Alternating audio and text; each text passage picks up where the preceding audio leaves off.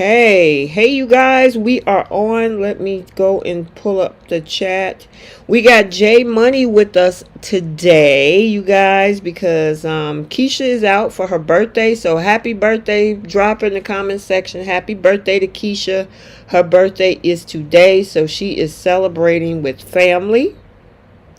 And then our dear girl Trish, she doesn't have a voice, so she's not feeling well today. So she's a little under the weather. So she is not going to be with us on this show this week. So we got myself, and then we got Jay Money. So say what's up, Jay. Hey, what's up, everybody? Glad to be back. We're going to have a good one today. Oh my God, Jay. Really? Who you telling? We got some stuff to talk about. Absolutely. So much. Oh my gosh, it is crazy. Can you guys hear me? Because I see somebody in the comment section say no sound. Let me make sure. Okay. Oh, wait, hold on. Okay, can you guys hear me now? How about now? Okay, I guess they can hear me because I see all the happy birthdays in the comments section. So, all right, cool. All right, so let me do an introduction and then we're going to jump into this. So, welcome you guys to CBS Soap Dish Recap, where it's J Money and I this week is going to recap both The Young and the Restless and The Bold and the Beautiful for the week of July 17th through July 21st. We usually do The Young and the Restless first in the first half of the show. Then we do The Bold and the Beautiful. And then we have two segments, Flip the Script and Who's Taking a Seat this week. And I know I got some seats and some flipping and some whole bunch of stuff. All right.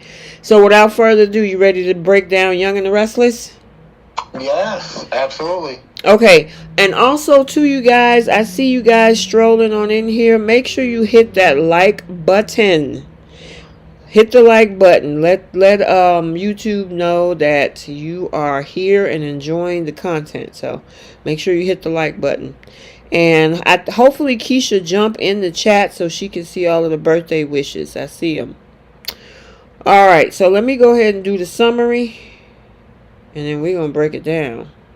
All right. Okay, so for the week of the 17th through the 24th, for The Young and the Restless, Phyllis turns herself in as she strikes a deal with Tucker and gets a new lawyer. Victor threatens that if Adam doesn't follow his orders, he is done with him. Summer is shocked when she smells Audra perfume on Kyle while Christine and Heather battle over Phyllis's legal woes. Summer slaps Kyle for sleeping with Audra, and Nick and Adam and Nick agree to work together while Tucker pressures Phyllis. Ashley tells Tucker she loves him as Christine and Phyllis lock horns. And then finally, Summer and Audra trade insults. Billy warns Kyle to be cautious, and Adam makes demands of Victor. All right, so where do you want to start? I'll let you pick. All right, well, let's go ahead and knock out this whole thing with Summer and Audra and Kyle. Okay, that would have been my pick too. So we on the same wavelength. Okay, so what is your thing? Excuse me. What do you think about this whole situation with Summer and Kyle? Because how she actually found out was not only seeing them hanging out together and then the new job at Newman Media, but she smelled his perfume. I mean, she smelled her perfume on him. Yeah. What is your thoughts on that one? Well, I'm glad that this part is out at least, because I got tired of seeing Summer, like, on the brink of begging, and, it was just like a bad look for her, thinking that she had a chance to save the marriage. Meanwhile, he's out there blinking Audra. every Mm-hmm. day of the week. So I'm glad she knows now. Mm-hmm. Hopefully we see her character move on. Because she basically has no choice, to be honest with you. So hopefully we get to see some kind of story for Summer besides her just, hoping Kyle returns to her. So I'm glad that it came out. It's kind of funny. I've noticed how when Summer was first doing all the lying and scheming, people were like feeling sad for Kyle. They were like, poor Kyle. She's keeping his mother locked up. She's lying to him. And then I've seen like this kind of shift now where it looks like people are turning on Kyle because of what he's doing. I honestly don't feel like he's really done anything wrong. He's told her from the jump he's wanted the separation. Maybe legally they're still married, but he's not in the marriage. The marriage has been over since the secret came out. So I find it kind of interesting the kind of turn that's been put on Kyle. But I'm just glad that this situation has been revealed and they can both move on. I think it was how he moved. It would be different if, maybe he was just dating her. But he had jumped in the bed well before the separation. Before the separation. You know what I mean? Yeah, I get that. Yeah. So, I mean, even, did you see Bree's comment? No, what did Bree say? Bree said, I was so mad at Kyle, Summer, and Audra. Oh, I see it now. Audra belongs on a corner. Kyle is just Liam with his hair pushed a different side, and Summer needed all the Phyllis to come out of her. Yeah, but I don't know. I don't know if I'm ever just gonna agree. Like I know y'all said the way he moved, but y'all remember how she moved, right? Like she was telling him she couldn't be with him. She needed to sleep in a separate room. She did all of that overacting, knowing damn well she knew his mother didn't kill her. So I don't know. I can't forgive that. I can't feel any remorse for her because she did a lot of lying. She did a lot. Yeah, I mean, I agree with you on that because I had, for months on my recap, I had a lot to say about Summer. Summer, I mean, she was looking at that dude right in his face, knowing that her mom was still alive and, and Diane was being tortured. She was more concerned about that. And then she was like, why I'm worried about my husband's mistake when it comes to Harrison. Okay, were you thinking about Harrison all those months when you were doing what you were doing? Now, so to me, they both are at fault because, I mean, there's some accountability on both sides, but I guess the way you describe it, it's a wash then, right? Because to sit there and say, oh, look what's happening to Harrison, you wasn't thinking about that when you had the power to give that boy his grandmother back. You kept her locked away. So where was all the concern for Harrison, who, for people that don't like Diane, that boy loves her. So where was your concern at for your son when his grandmother was away from him and he was wondering where she was? So I don't know. I guess you could say it's kind of a wash. Now, Bree said, so this is messages for you. Bree said Summer did a lot of lying for her husband, too. You said for her husband, but did she do that for her husband, or was she doing that for Jack? It was Jack and Diane that came up with the idea to steal the jewelry. So I don't know how. I mean, I guess you could kind of say that was for Kyle, but she did a lot more lying to Kyle than for Kyle. Oh, okay, that's a good way to put it. Jenna, you got a totally different take on this. Drop your take in the comment section. Hi, Kira. Kira Bloomingdale says Summer had it coming. Kyle is a player. Audra isn't a hustler. She's just taking care of herself and her needs. Audra is a sneaky snake. Hey, you know what? Audra is out there on her own, though. That's true. She ain't got nobody, so she gotta play tough. You know what I mean? Like, it's her, herself, and I. Like she don't have nobody on her side like that, so. You can't really be too mad at Audra because she's a sole survivor out there. Yeah, I guess so. It's going to be interesting to see what happens after, because it's a lot of merging going on with all these. Yes, it is. With That's the all, big word this week, ain't it? Merge. yeah, Merging. we gotta kind of break that part of it down too, with what Victor is trying to do. But I don't know. I mean, Adam is looking at Audra as being expendable. So, for that to be the case and Kyle working over there, it's going to be interesting to see the fallout. I guess at this point it's over for these two. And so I'm assuming they're headed to divorce court. I think they should have headed them to divorce court as quick as they headed Liam and Hope to divorce. Yeah. And we can keep it moving because obviously it's over with Skyle. So the only other they'll be back at some point, as we know, but it's over for now. So I guess my question is, what happens to the Summer character now? What type of storyline do they give her? Is she just going to be plotting to undermine, the relationship or whatever this situationship is with Audra and Kyle, or move on to something else? I know she's trying to run Marchetti with Chelsea. So I still think at the end of the day, something is going to be done with Summer and Chance. I still truly believe that, and I can kind of see possibly the writings on the wall now, because you have this whole dynamic with Sharon, Adam, and Nick working together, and I think that's going to leak into personal lives. So I think Sharon may end up with one of those two, and then that would leave Chance available for Summer. And if it's Nick that Sharon ends up with, that would leave Adam available for Sally again. So there's a lot of pieces, kind of mixed up right now. And I think it'll be some kind of fallout with that situation. I was hoping, that some kind of way they make it around to where Audra end up with Adam. I really want that connection. I mean, because they're two very savage people in business.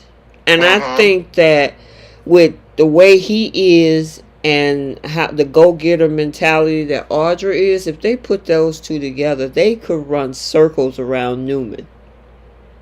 They could. They really could.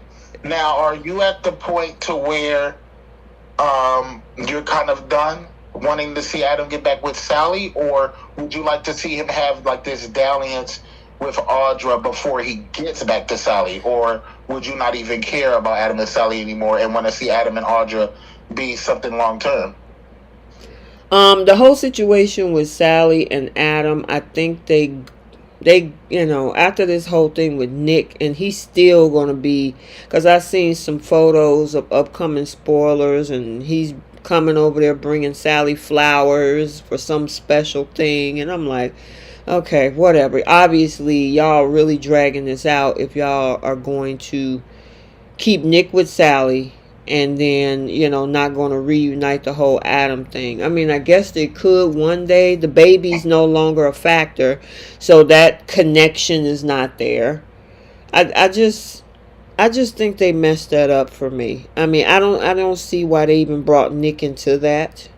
They could have just let them, play hard to get with each other and then come back together in this whole grand romance. You know what I mean? So that's where I am when it comes to those two. I'm kind of not happy with the writers with the way that they took them down that road since the fall of 2022. Yep. Someone just said in the comments, I think it was Simone Francois. I don't know if that's how you say the last name, but she said Adam needs somebody he can take care of.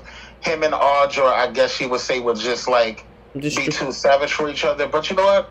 Something about Audra, I think Audra has a really soft side to her, and I think she overcompensates and she has to act hard and tough all the time because, like I was just saying before, she doesn't have any family out there. She's alone. So I think there's a vulnerable side that maybe Adam could get to that maybe others probably couldn't, because he has some vulnerabilities of his own. They might have a situation where maybe they're a little bit more similar than they initially think, and that could be something that is part of them bonding if they get together like you're hoping they do. So I wouldn't be too sure to say that they're too much, too savage that they would just go at each other all the time. I think that could potentially be something if they wanted to go down that road. Right.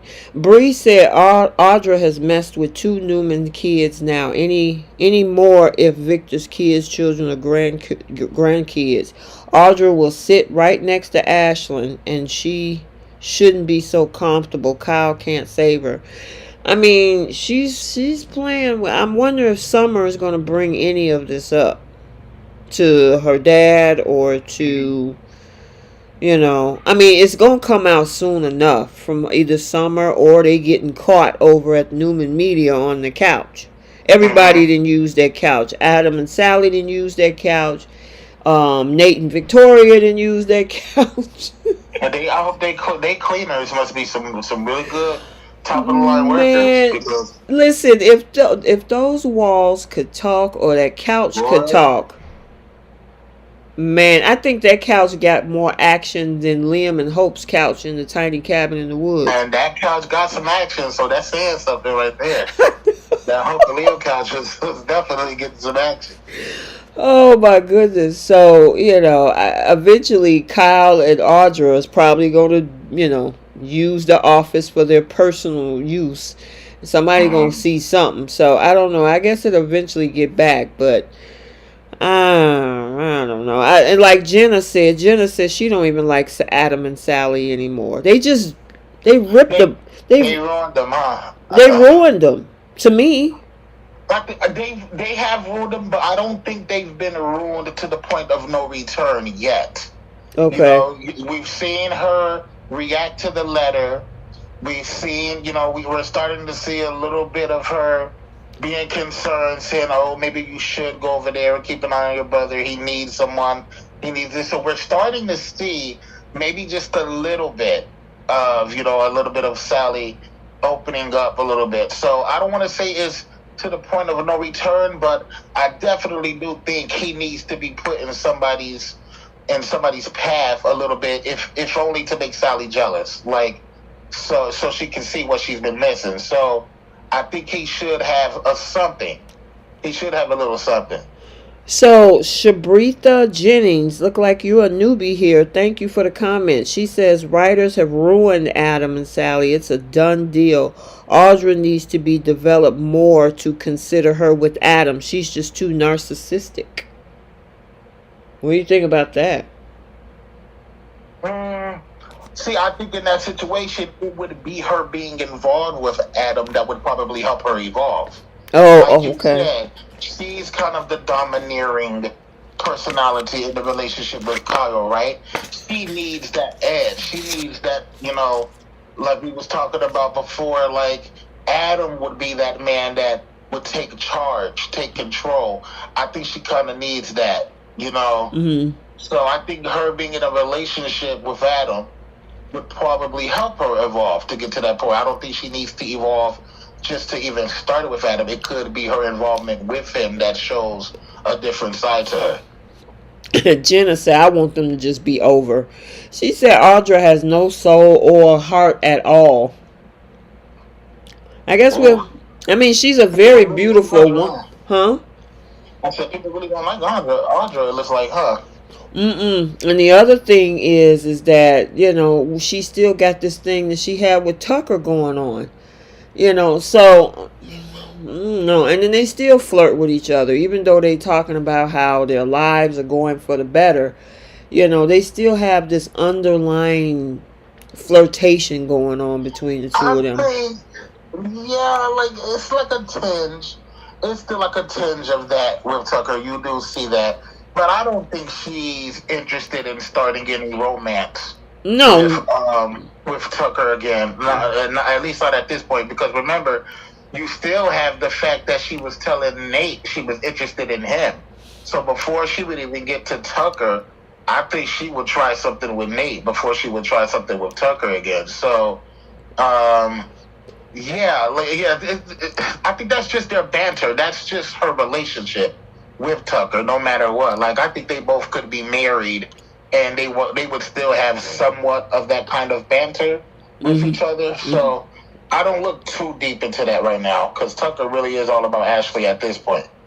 Yeah, for now. I mean, because I thought at some point he had threw something out there and she kind of turned him down a little bit. So, I don't know. I think if Audra was to open the door, he would walk in knowing Tucker. Now, I will say Tucker... You think so? Even with how he feels about Ashley right now?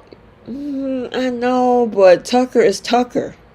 His history, he has a history of not being just this monogamous guy. I mean, that's how him and Ashley broke up in the first place.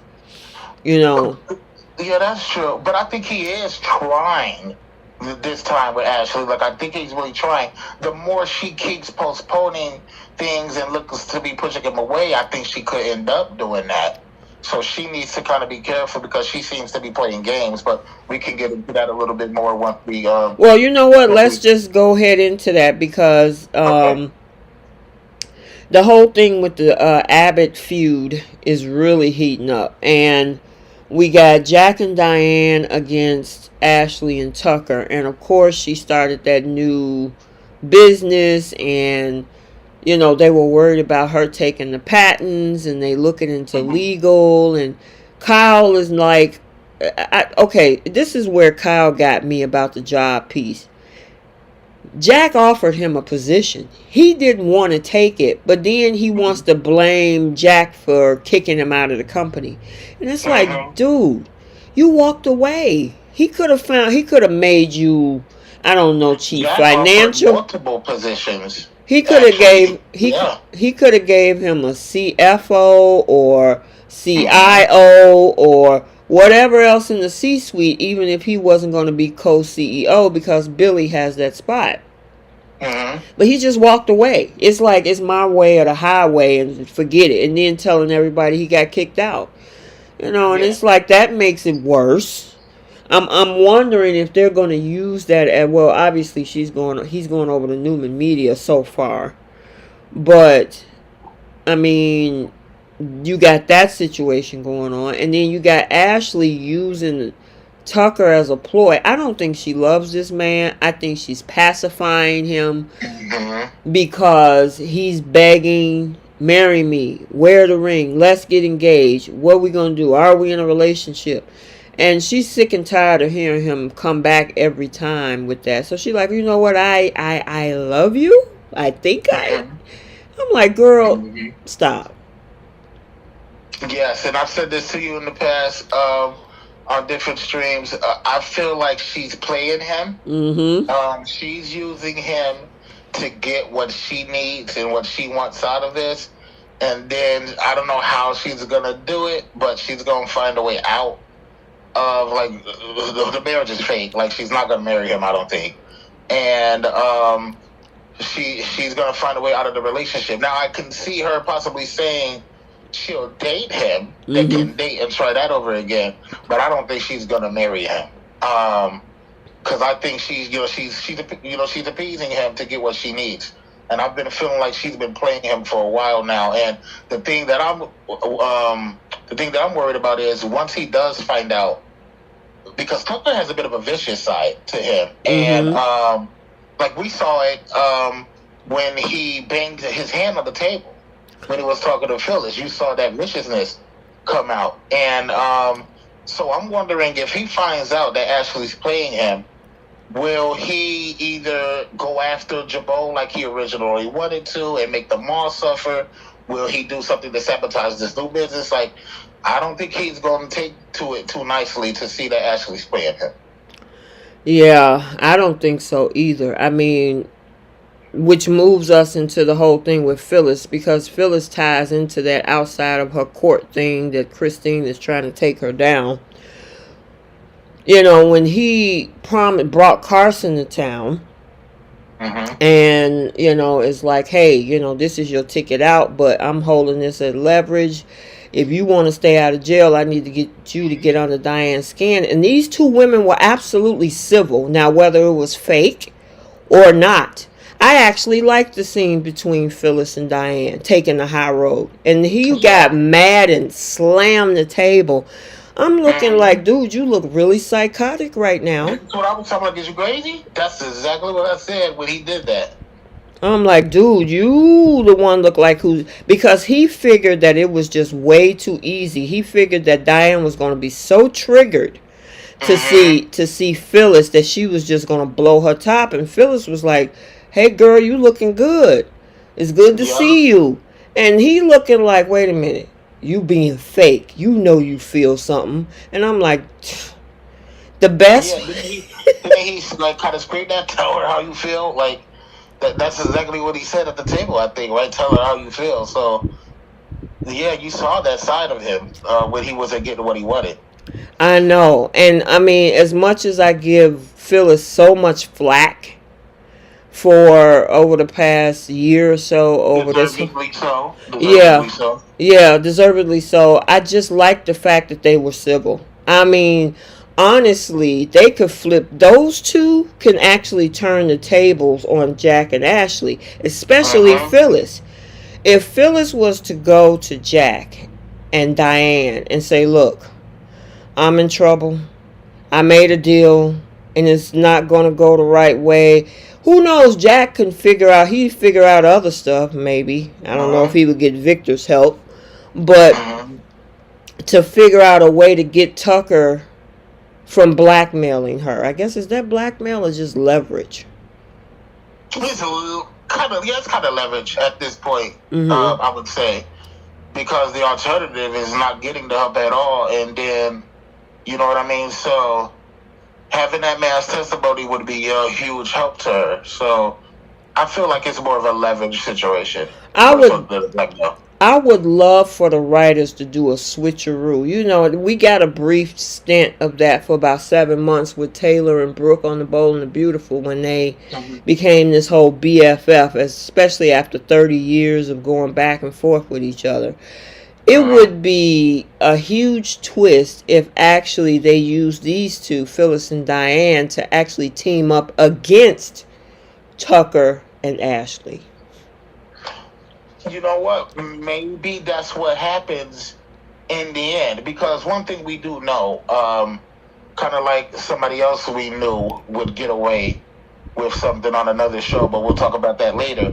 We know Phyllis is getting off. Of course. So when that does happen, then we could get that potential tag team of her and Diane trying to shut down Ashley and Tucker, because didn't Tucker tell Phyllis what his plans was the other day when he said that their plan was to basically bring Jabo down to their knees, right? So once she does get out, which we know she will, maybe she takes that information to Jack, and maybe she would be willing to come back to work for Jabo and to help them stop whatever Ashley and Tucker are doing.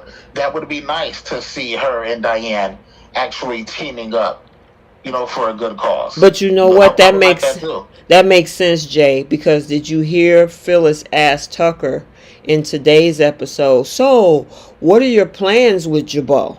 And I'm like, maybe, just maybe she wants to know, and maybe she'll break it to Jack. So Jack and, spoiler alert, Jack and Diane on next Thursday, the 27th episode, is going to reunite. So, or meet up. They're going to come face to face for the first time since this whole thing. Jack and Phyllis, yes. Okay. So, this would be, and I don't know if this is going to happen, but if she kind of figure out what Ashley and Tucker is doing, that would be a huge way to kind of give an apology to Jack. To say, you know what, I did something stupid. I thought that Tucker could help me out, and they're using me. They're getting ready to take down Jabo. I just want to let you know I'm sorry. I didn't mean to do this to all of you all. You know, or whatever, and maybe can flip this on his head. This is just me speculating, even though that interaction between the two of them is going down on the 27th. Yeah. So that makes a lot of sense. That makes a lot of sense to do that way. I would like to see that. I would love to see that. I would love, because Ashley is getting on my nerves.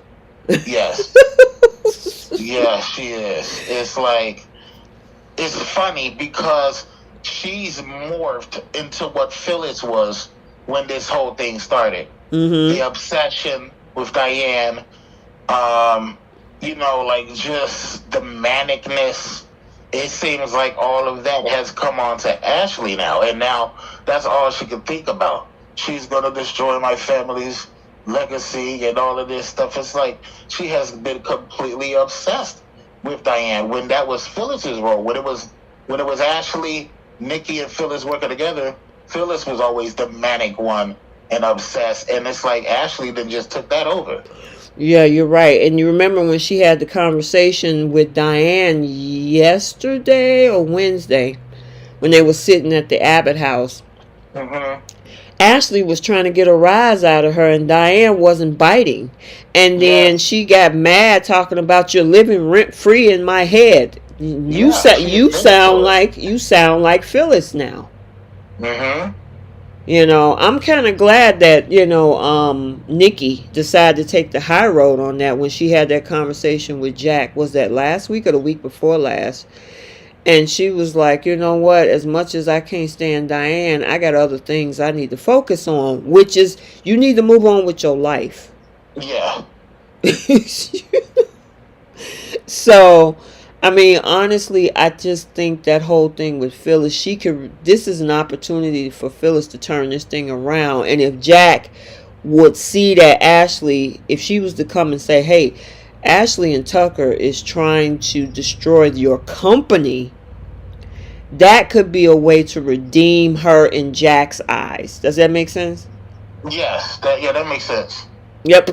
And then I won't say that Diane and Phyllis would be BFFs, but somewhere in there they can come to a common ground in there and say, hey, you know what?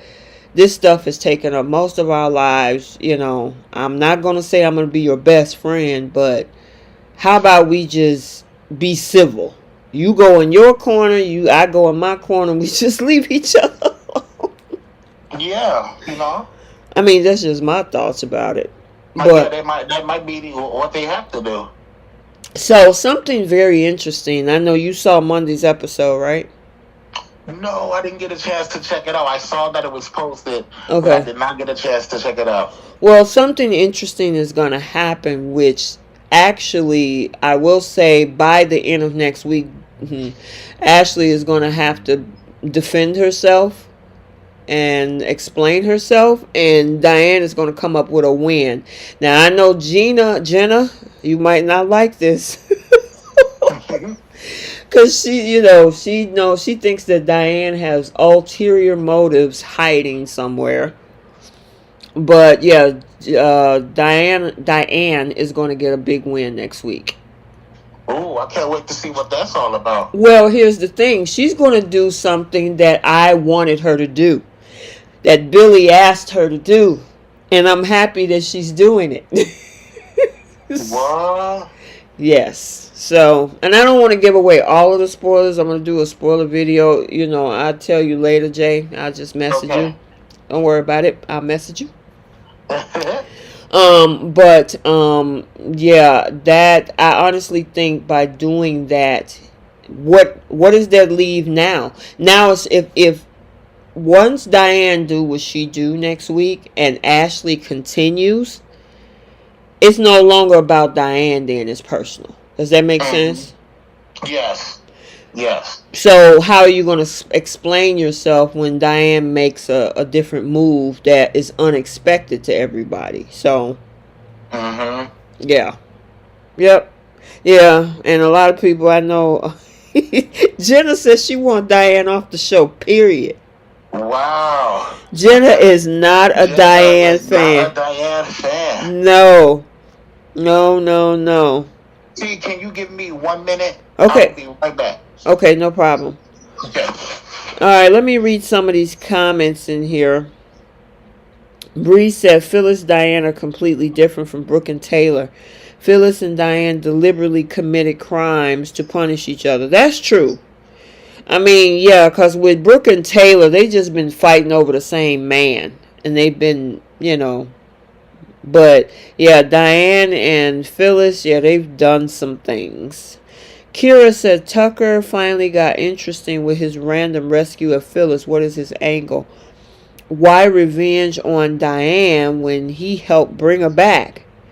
Ashley isn't all that. Yeah, it's pretty interesting. The Tucker character that they have on air now, Kira, I actually really like because he is so funny. This man is comic relief. Excuse me, comic relief on this show. He is too funny. At the same time, him holding that leverage over Phyllis, it keeps him having somebody to do his bidding. So who's to say once this whole thing is over, next thing you know, he wants Phyllis to do something else, or he's going to tell the cops or whatever. You know what I mean? So some kind of way she got to free herself from that leverage, and I think the best way to do it is to tell Jack, so she can get up under his thumb and let Jack maybe talk to Victor, because Summer is his granddaughter, to try to see if they can do something against Tucker and this Ashley situation, so they can get that leverage off of her. You know what I'm saying? So let me see. Did Diane birth the office portrait of Victor and now Victoria? I'm not sure about that. If anybody else in the comment section know what Kira is asking about, yeah, drop a comment and respond. Bree said, okay. Kira asked, didn't Diane birth the office portrait of Victor and now Victoria? I don't know what that means. I'm not sure. I don't think so, because I remember, did it with, because the one portrait of, because she's talking about the portraits that they have in the office, right? Right. The one Victoria has, Ashlyn got that for her. Right, that's true. As an anniversary gift. But I know I remember him saying, whoever the artist is that does them, she really didn't do them like that. Like, those were very, the one for Victor was a very special thing. She doesn't go around doing that a lot. So it took a lot, and I think he went to the same artist that did the Victor one. So it couldn't have been Diane at that point, because when he got that, Diane wasn't back. Nobody even knew Diane was alive. So right.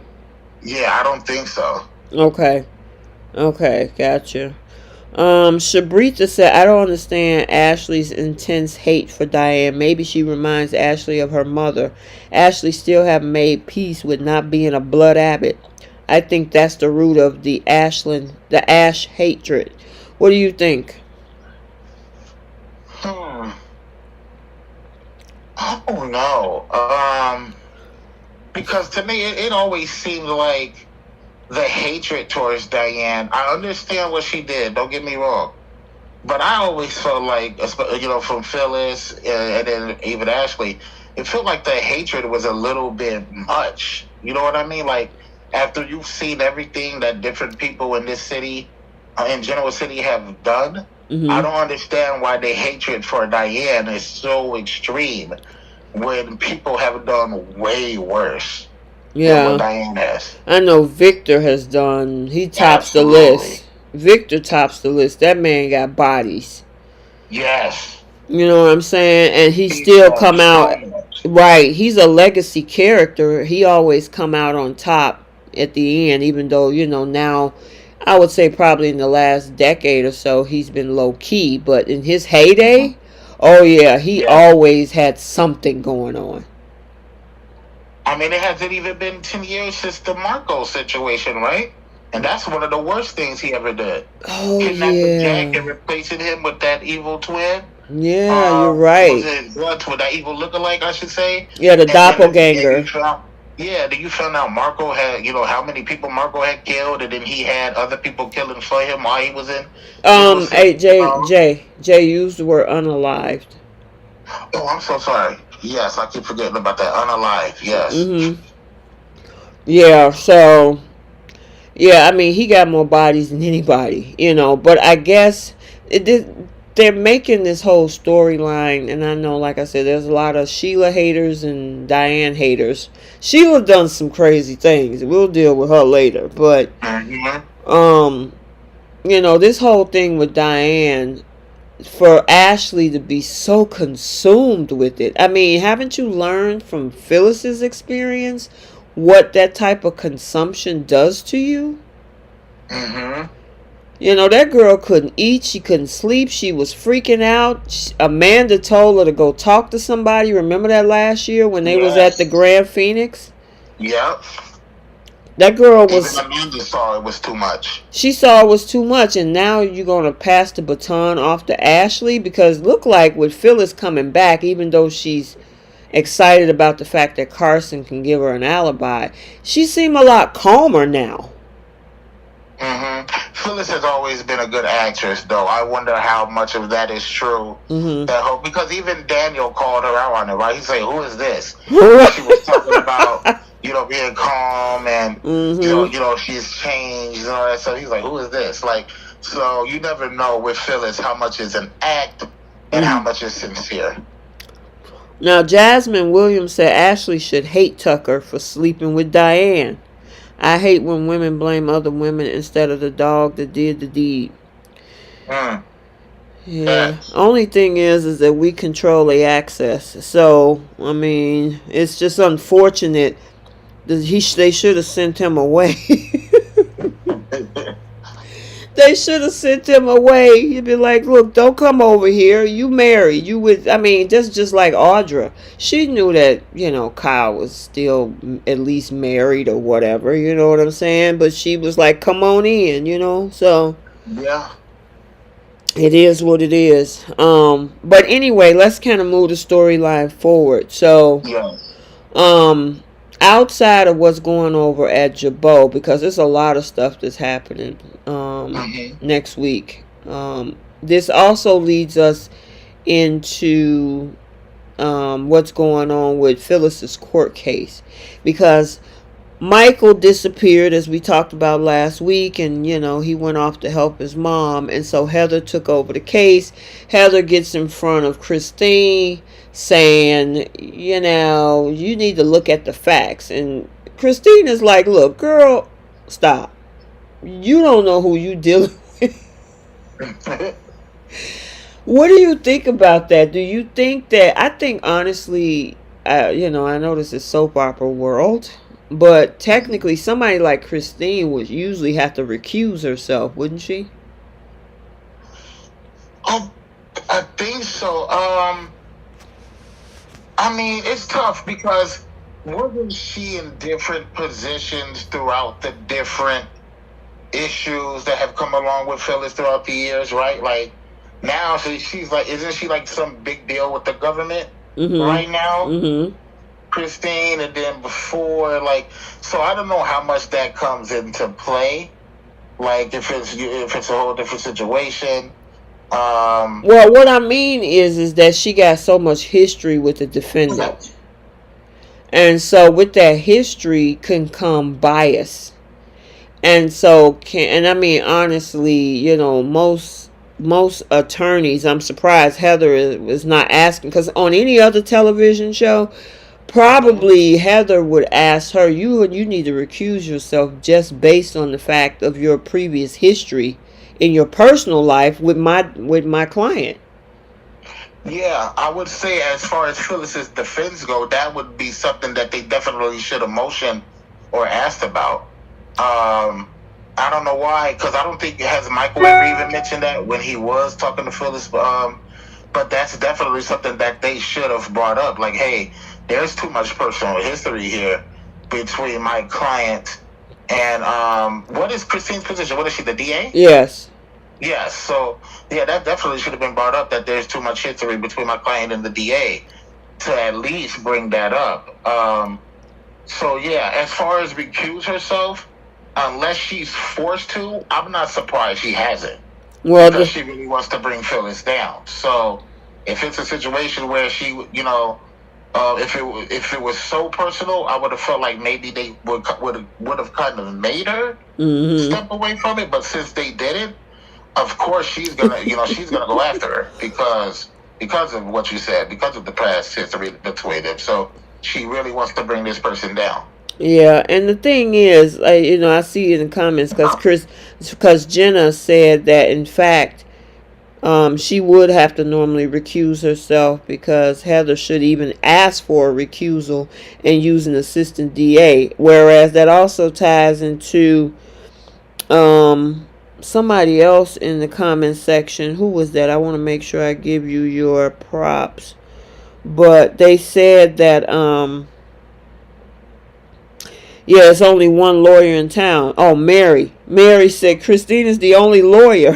So, well, yeah, I guess the only defense lawyer or a prosecutor, right? Yeah, I mean, we don't have. Listen, we don't have a whole office full of attorneys to choose from. So one of each. One of each. She's the prosecutor, I guess. Michael's the town defense lawyer. Chance is the town cop. Mm-hmm. So yeah, I think this is like one of each thing. It looks like. Yeah. Bree said, I was upset that they just said Paul is in Portugal trying to figure things out. No, Y&R didn't have a storyline for him. Christine looked sad when Heather told her, where's the storyline? Yeah, they just... You all right, Jay? Yeah, I'm just clearing my throat, excuse me. Yeah, they just kind of phased out Paul. Mm-hmm. And I guess because Doug Davison has been, I know there's whatever behind the scene history or some stuff going on. I'm not going to even get into all of that, but I've heard he was unhappy. Yeah, something like that. I don't know, but the thing is that they don't want to even recast the character. If you can recast Chance 10 times and have 4 Adams, and Diane was recast once, why not recast Paul? But I guess he's a legacy character, so maybe not. I was just about to say he is. I guess because he is a legacy character, because if you go way back when, it was him, it was Nikki, it was Victor, Catherine Chancellor. So like those characters, I don't think they want to recast if they don't absolutely have to. Yeah, that's true. That's true. So anyway, yeah, the thing is, she gonna have a hit to her case next week, Phyllis. Yeah, on Monday especially, and it's like, ooh, well, I don't know what to tell you, girlfriend. I guess we'll see what happens, because and I'll just throw this spoiler alert out there. I usually drop nuggets here and there anyway. The fact that Carson is gonna go missing. What? Well, at least she's being told that. I'm thinking Tucker might be playing with her just to freak her out and mess with her head, and then he might show up again, kind of putting some fear in her. But from what's being said on Monday, yeah, he, Carson goes missing, so. Yeah, because he was left unhappy at that table, so maybe he wants to put a little fear in her, to let her know he's not the one to play with. Right. Tucker, I mean, as silly and goofy and witty as he is, I mean, the Tucker character is very smart and move chess pieces across the board. And I honestly think he's playing Ashley too. I really don't believe that he's just this guy that's just falling head over heels for her. So you think he's still kind of sticking to those original plans of wanting to take over Jabo? Oh, of course. Think about it like this. They got a new company. They want to dismantle Jabo. If they weaken it to the point to absorb it, he got not only Ashley, a new company, her patents, but now also Jabo. So he got more than what he actually came to town for. That would be so dirty if that's what he was doing. But if he was, is there any chance that Diane would have been in on it from the jump as well? Because remember, she was supposed to be coming over there to look at the financial reports of Jabo for him. So is there any chance if he is doing that, is there any chance, in your opinion, that Diane's in on it with him. I honestly can't see it right now. Now, I know Jenna Corsentino probably think that because she probably already typed it. Yes, she already probably typed it in the comment section. But me, myself, I can't see that right now because of one of the moves that she's going to make next week. So it's like, why would you know what I mean? Mm-hmm. What she say? Appearances, perhaps. She said, if you would go back to the beginning of all of this, I ask y'all. She said that earlier. Jenna, give us a little bit more. Elaborate on that. What do you mean when you say go back to the beginning of all of this? You mean when she first came back and she was in LA and the whole thing with the house and Jack's granddaughter? You talking about that or a little bit after that? What do you mean? She says everybody's forgetting, but I'm telling y'all that he and Diane and Audra are into this together. I guess we'll have to see, Jenna. I'm trying to tell you what she's doing next week. Well, listen, I'll be here for it. I would like to see whatever that is that you're talking about, girl. Mm-hmm. Yeah, so she's really not pulling on it. It's like she's playing. Well, we'll see. I don't want to drop too many spoilers. Yeah. But this is going to be interesting, and I want to see how this all pans out for Phyllis. But I think Phyllis could actually redeem herself if she kind of blow the whistle on all of this when it comes to Tucker and Ashley. Yep. That'll be very interesting to see what Phyllis's moves will be. Because she's gonna get off in some form or fashion. Yeah, more than likely. You can't keep a character like Phyllis. Yeah, too strong. They did a lot to bring her back. Right. And, so they're not just gonna have her go to prison and we don't see her on screen. So she's getting out. Of course, that's the same thing. There was no reason that Sheila was going to stay in prison. Yes. Kimberly Brown is a legacy actress. Mm-hmm. Emmy nominated. Year contract. Yeah, was gonna keep her locked away. So yeah, I mean, so for them, for folks thinking that Sheila was just gonna be locked up in prison forever, no. Same thing with Phyllis. Michelle Stafford. Like you said, it took a lot to get her back here was it last year or the year before last? I think it was the year before last. Because the other lady, Tognoni. Yeah. Gina Tognoni played her before. Okay, so now we got this other storyline with Victor. Now, Victor decides that he finna tell his kids what to do. He said, I'm not playing with y'all. He said, I'm not playing with y'all. Y'all getting on my nerves. I need y'all to sit down and shut up and listen to what I have to say. You're going to do what I tell you to do. That man came in there with that black turtleneck, looking like he was in New Jack City. Had them sitting around. And he told them what was what. Oh, my God. Okay. So they always wonder why Adam always flip out. If you don't have Victoria always trying to undermine him, preach. Nicholas is always wishy-washy. He's hot and cold. Yeah. And then Victor make promises he don't keep. So when he gave him McCall is now called Adustus. Augustus. No, it's actually Adustus with a D, because I went and looked it up. Yes. It's Adustus. It does. The word Adustus means scorched earth. Okay.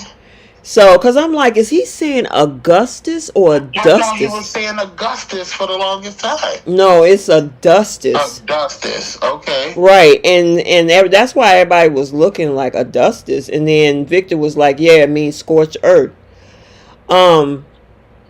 He was about to turn this whole thing around, but the problem is he wanted to take Newman Media back. Which, of course, pissed off Victor. And I'm like, why? You gave him Newman Media at first. Victoria lied on Adam.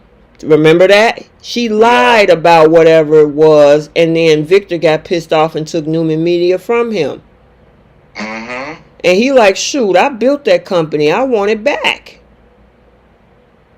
And Victor was like, no. So guess what? I'm taking Adustus, and it's coming under the Newman umbrella. And I'm like, oh, no. I was not happy about that. You know how I wanted him to have autonomy, but I don't know why. I don't know why Adam thought that Victor buying or giving him ownership, I guess ownership or whatever was going to give him autonomy. Victor liked telling his kids what to do. Mm-hmm. And Adam falls for it every time. What is this, like the third time in a row? I know. This man was supposed to give him a company of his own, and then he just pulls it from out of under him. Like, do you know how deflating that must be? And I'm like, dude, just be done with it. You are more than capable of creating your own business, running it, and running it well. Like, you don't need the nomads at all. And then you've got Sharon in his ear, and I told you how I felt about that. That girl was talking about her, you know what? Girl, and, wait, that girl. Jay. Weak if I bring you on. What? Jay, I couldn't believe the words that was coming out of Sharon's mouth talking about, well, if I bring you in, it makes me look weak or makes the company look weak. I'm like, girl, wait a minute, hold on. So you got a company handed to you by Cameron Kirsten, and you know nothing about tech. Mm-hmm. You went to school to get your mental health license, psychology, sociology, I forgot which one it was, and you run a coffee house. This man went to Harvard Business School, and you say bringing him in will make your company look weak. That makes no sense. That makes no sense to me. The fact that they could write that with a straight face and put that to print and then put that on air, her saying that, the same person that's been pushing coffee beans for how many years? And you mean to tell me you look weak by bringing in a corporate tycoon? Exactly. Adam is. Exactly. Like, this man gets it done. And all you've done is run a coffee house, but you look weak. If anything, he would have looked weak for wanting to help your fleeting company that you got from your stalker. Like, how does it? He would be helping you. Like, I don't get that. So Katana says she has a bachelor's and a master's degree in psych. I understand. That has nothing to do with business, though, Katana. Respectfully, like exactly. And I'll say this: my oldest has one of those degrees. My other one has a management information systems along with business administration. They don't even work in the same field. So for Sharon to think that, and I think, wait a minute. Now she does have experience working at Restless Style, so they maybe have company knowing how to run a business, because we got Restless Style. God, that go way back, don't it? Wasn't that like magazine? Right. And yeah, so like, I mean, she has some. I'm not taking nothing away from her. She has a bit of business experience, but she wasn't running. Mm-hmm. She was a part of the team. She had a specific position, but she was not the the day-to-day business operations, business management type of person that Adam is when he runs a company. So it's still not the same. Even when she was like, that's a little stuff that she could put on her resume, but it doesn't compare to running, especially they're trying to save a company. Mm-hmm. Not even just start one. It's not like a little Kickstarter. They're trying to save this company. So yeah, she doesn't have the type of experience to save a company by herself. So her saying it makes me look weak, that really just did not make any sense. Katana, yeah, I know you agree with us. I know you were trying to clarify what type of degrees that she has. So yeah, I appreciate you, girl. No problem. Um, but for Sharon, yeah, Sharon had no business saying some mess like that. She should be asking for his expertise to say, you know what, you went to Harvard and learned all of that. And it manifested itself when they sat on that couch at Victor's house today, and Adam was doing all the talking and negotiating. They sitting over there on that couch with their head going left to right. I love where you said that to me earlier in the messages, because it was specifically true. And like you could just see it, like it was there visually for you too. Him and Victor both wearing black. Mm-hmm. You know, business. You know, looking business like. I think Nick had on his famous polo. Mm-hmm. If I'm not mistaken, he was sitting with the polo, looking like a server at a country club for the summer. Mm-hmm. And Sharon was wearing white. For somebody brought this up to me too. Why was she wearing a white outfit? Was it the same white outfit that she been wearing all week, or was it just 2 or 3 different white outfits? Because I don't know. I really didn't. I didn't even catch that when she was getting it on with Chance in her office. And then, like, I was wondering, was that the same outfit? I don't know. I didn't really. Sharon and I gotta say, Sharon Case and Michelle Stafford, their dresses are their outfits are absolutely gorgeous. Oh my God. I didn't even catch that in regards to the same white outfit. I was so caught up and mad at what she had to say. Yeah. But like you said, Adam was definitely in business mode. Mm-hmm. He even did. I don't know if you're familiar with The Simpsons, but he even did the Mr. Burns thing where he had his fingers touching each other with the thumbs, and then like it was like a business pose. Like he was sitting in that chair negotiating, and like you said, Sharon and Nick's heads was just going left to right, like they was watching a tennis match. Exactly. And he was all about the business, and that's how it's gonna be when they get together. Like, but see, here's the problem with that, Jay, is that Sharon and Adam think that they're trying to control and manage. I mean, Sharon and Nicholas thinking that they're trying to control and manage Adam and keep him in line. And it's like, how y'all gonna keep him in line if y'all don't even know what what he's trying to talk about or say? He was the only one in that meeting breaking it all down about autonomy. Can we get 6 months? Can we do this? Sharon work for Restless Style. We can use her for this and Nicholas for that. And they just sitting over there like, and I'm like, yeah. Yes, they was. That's exactly what they was doing. So to me, honestly, I know Adam should have some money stashed somewhere. You know he do.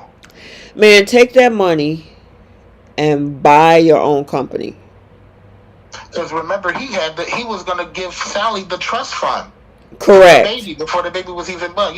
You know he keep money stashed away. Right. Adam has always been like that. He's always made sure he's had money, stashed away no matter what. So, be good for that.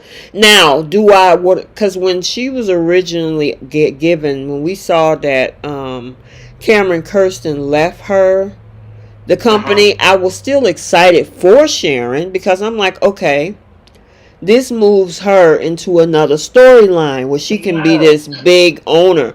But don't start throwing shots at people, okay? Because you ain't that yet. You know what I mean? Exactly.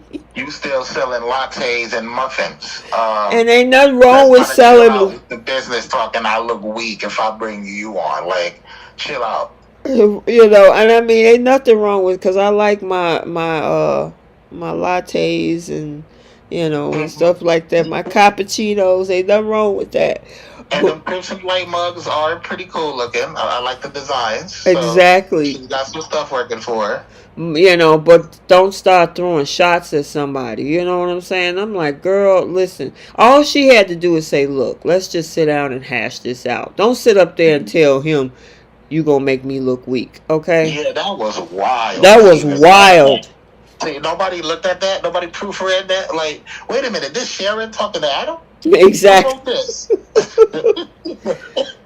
Now, you did message me about the fact that you're liking the fact that the three of them are working together, though. Yes, I do. I do kind of like that dynamic just because of the history with the three characters.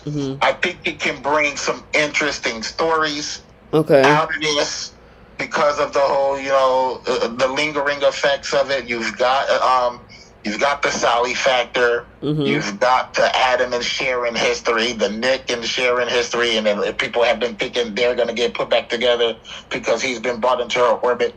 So I kind of do like that dynamic. And, I do like the little trifecta of them working on something outside of Victoria and seeing what they can make, because I know they're still all going to be under the Newman, umbrella. But I still like the idea of seeing maybe these three being so successful.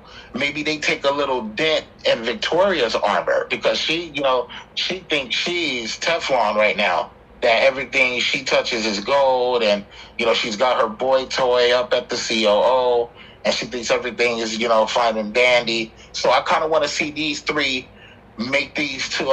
Nick keeps calling them these two fledgling companies. They're trying to make these two companies. I want to see them actually be really successful to the point where Victoria, gets a little bit of a fear to seeing how successful those three are. I guess the only thing that I don't like out of this entire thing is that Victoria has not learned anything. Victor keeps coddling that girl. He keeps enabling her bad behavior.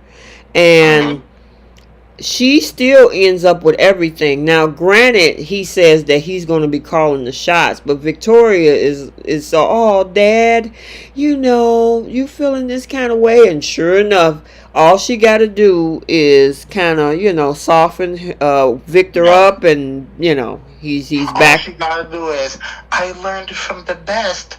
Like father, like daughter. Every time she hit him with that crap, oh, come here, give me a hug. And everything is all A-okay again. She knows exactly what words to say. She knows how to butter him up by saying she's learned from the best, and I'm just like you. I learned from you. And then he gets all, teary-eyed and, yeah, that's my daughter and all that stuff. So she knows how to play him. She knows what to do. Of course she does. Of course she does. So and then, now he was saying that he doesn't trust Nate. And I'm liking that, but you a little bit too late for that. That man done been there for a little while now. He done made it all the way up to the COO position. Now you don't trust Nate. You had a chance to put the kibosh on that months ago. Yeah. But you let Victoria do her. You know what I'm saying? And it really is impressive how Nate has made this run up to that spot, though, isn't it? Like, this man, not even a year ago, was getting rejected every time he brought something to Devon. Right. And now he's the COO of Newman Enterprises. Right. I mean, big ups to him for the moves he's been making. Well, part of that is because of the fact that Victoria is attracted to him. And I know Keisha and Trisha and I have said on previous podcasts that he has a huge case if he wanted to, because she was the one that really kind of pushed the relationship. But of course, it's for great, soap drama romance in the office. So, it went the way that it went. But a lot of that, I'm wondering if they was to break up or something go bad with that couple, would he be out? And I was gonna say, is that lawsuit even a viable thing at this point? I mean, he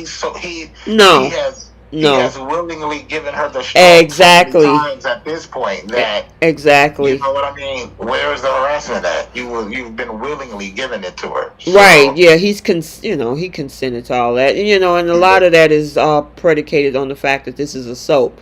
So but the other thing is that if that relationship goes into the toilet, how does that work in him keeping that job?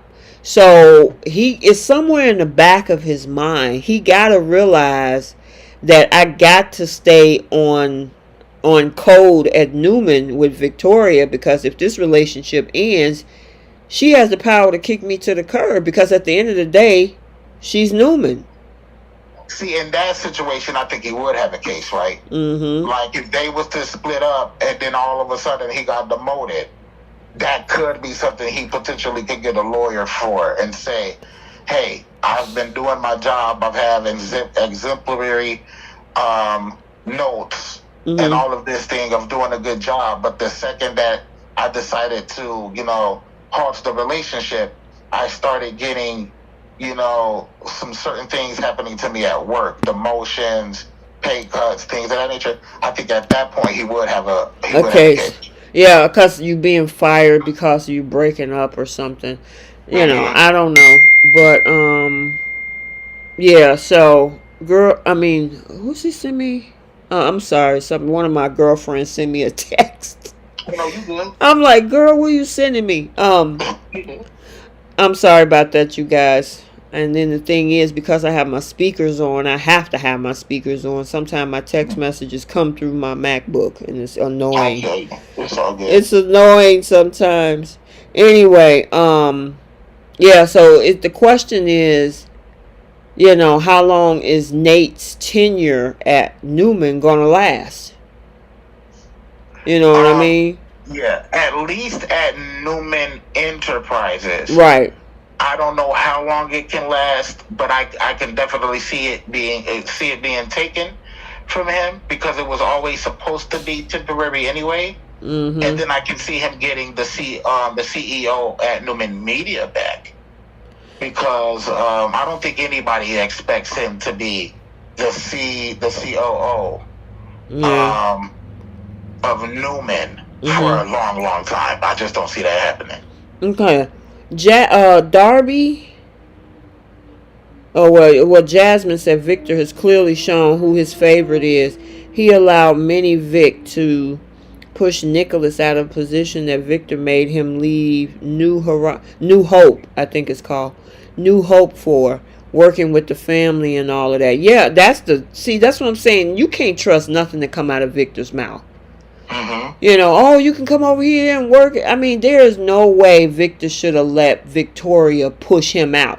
If that man said, look, because he wasn't the one that lost the baby. I mean, I'm not saying he can't feel anything with regards to Sally. Adam was the one that lost the child. And then, of course, Nicholas had the whole thing where he was fighting to save his other daughter, Faith, from the Kirsten thing. But dude was like, look, I'm ready to come back to work. And Victoria like, oh, no.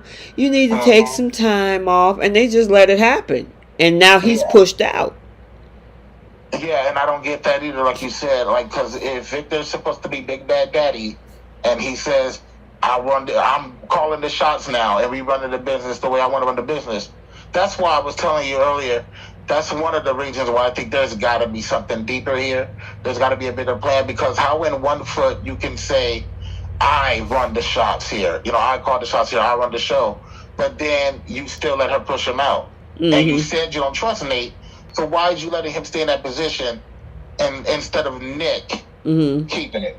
When the whole reason why she gave it away from Nick is because she said he needed to rest. Right. He went through, but he's working for you at the other company, so there was no need. He's working. He's still working anyway. So why does he have to work there and not at his original position? So there's got to be something deeper going on, I think. Yeah, that's crazy. Yeah, maybe it is. Maybe there's another piece that's part of this because, you talking, okay, you got Newman Enterprises and every other company that they already have. You got Newman Media.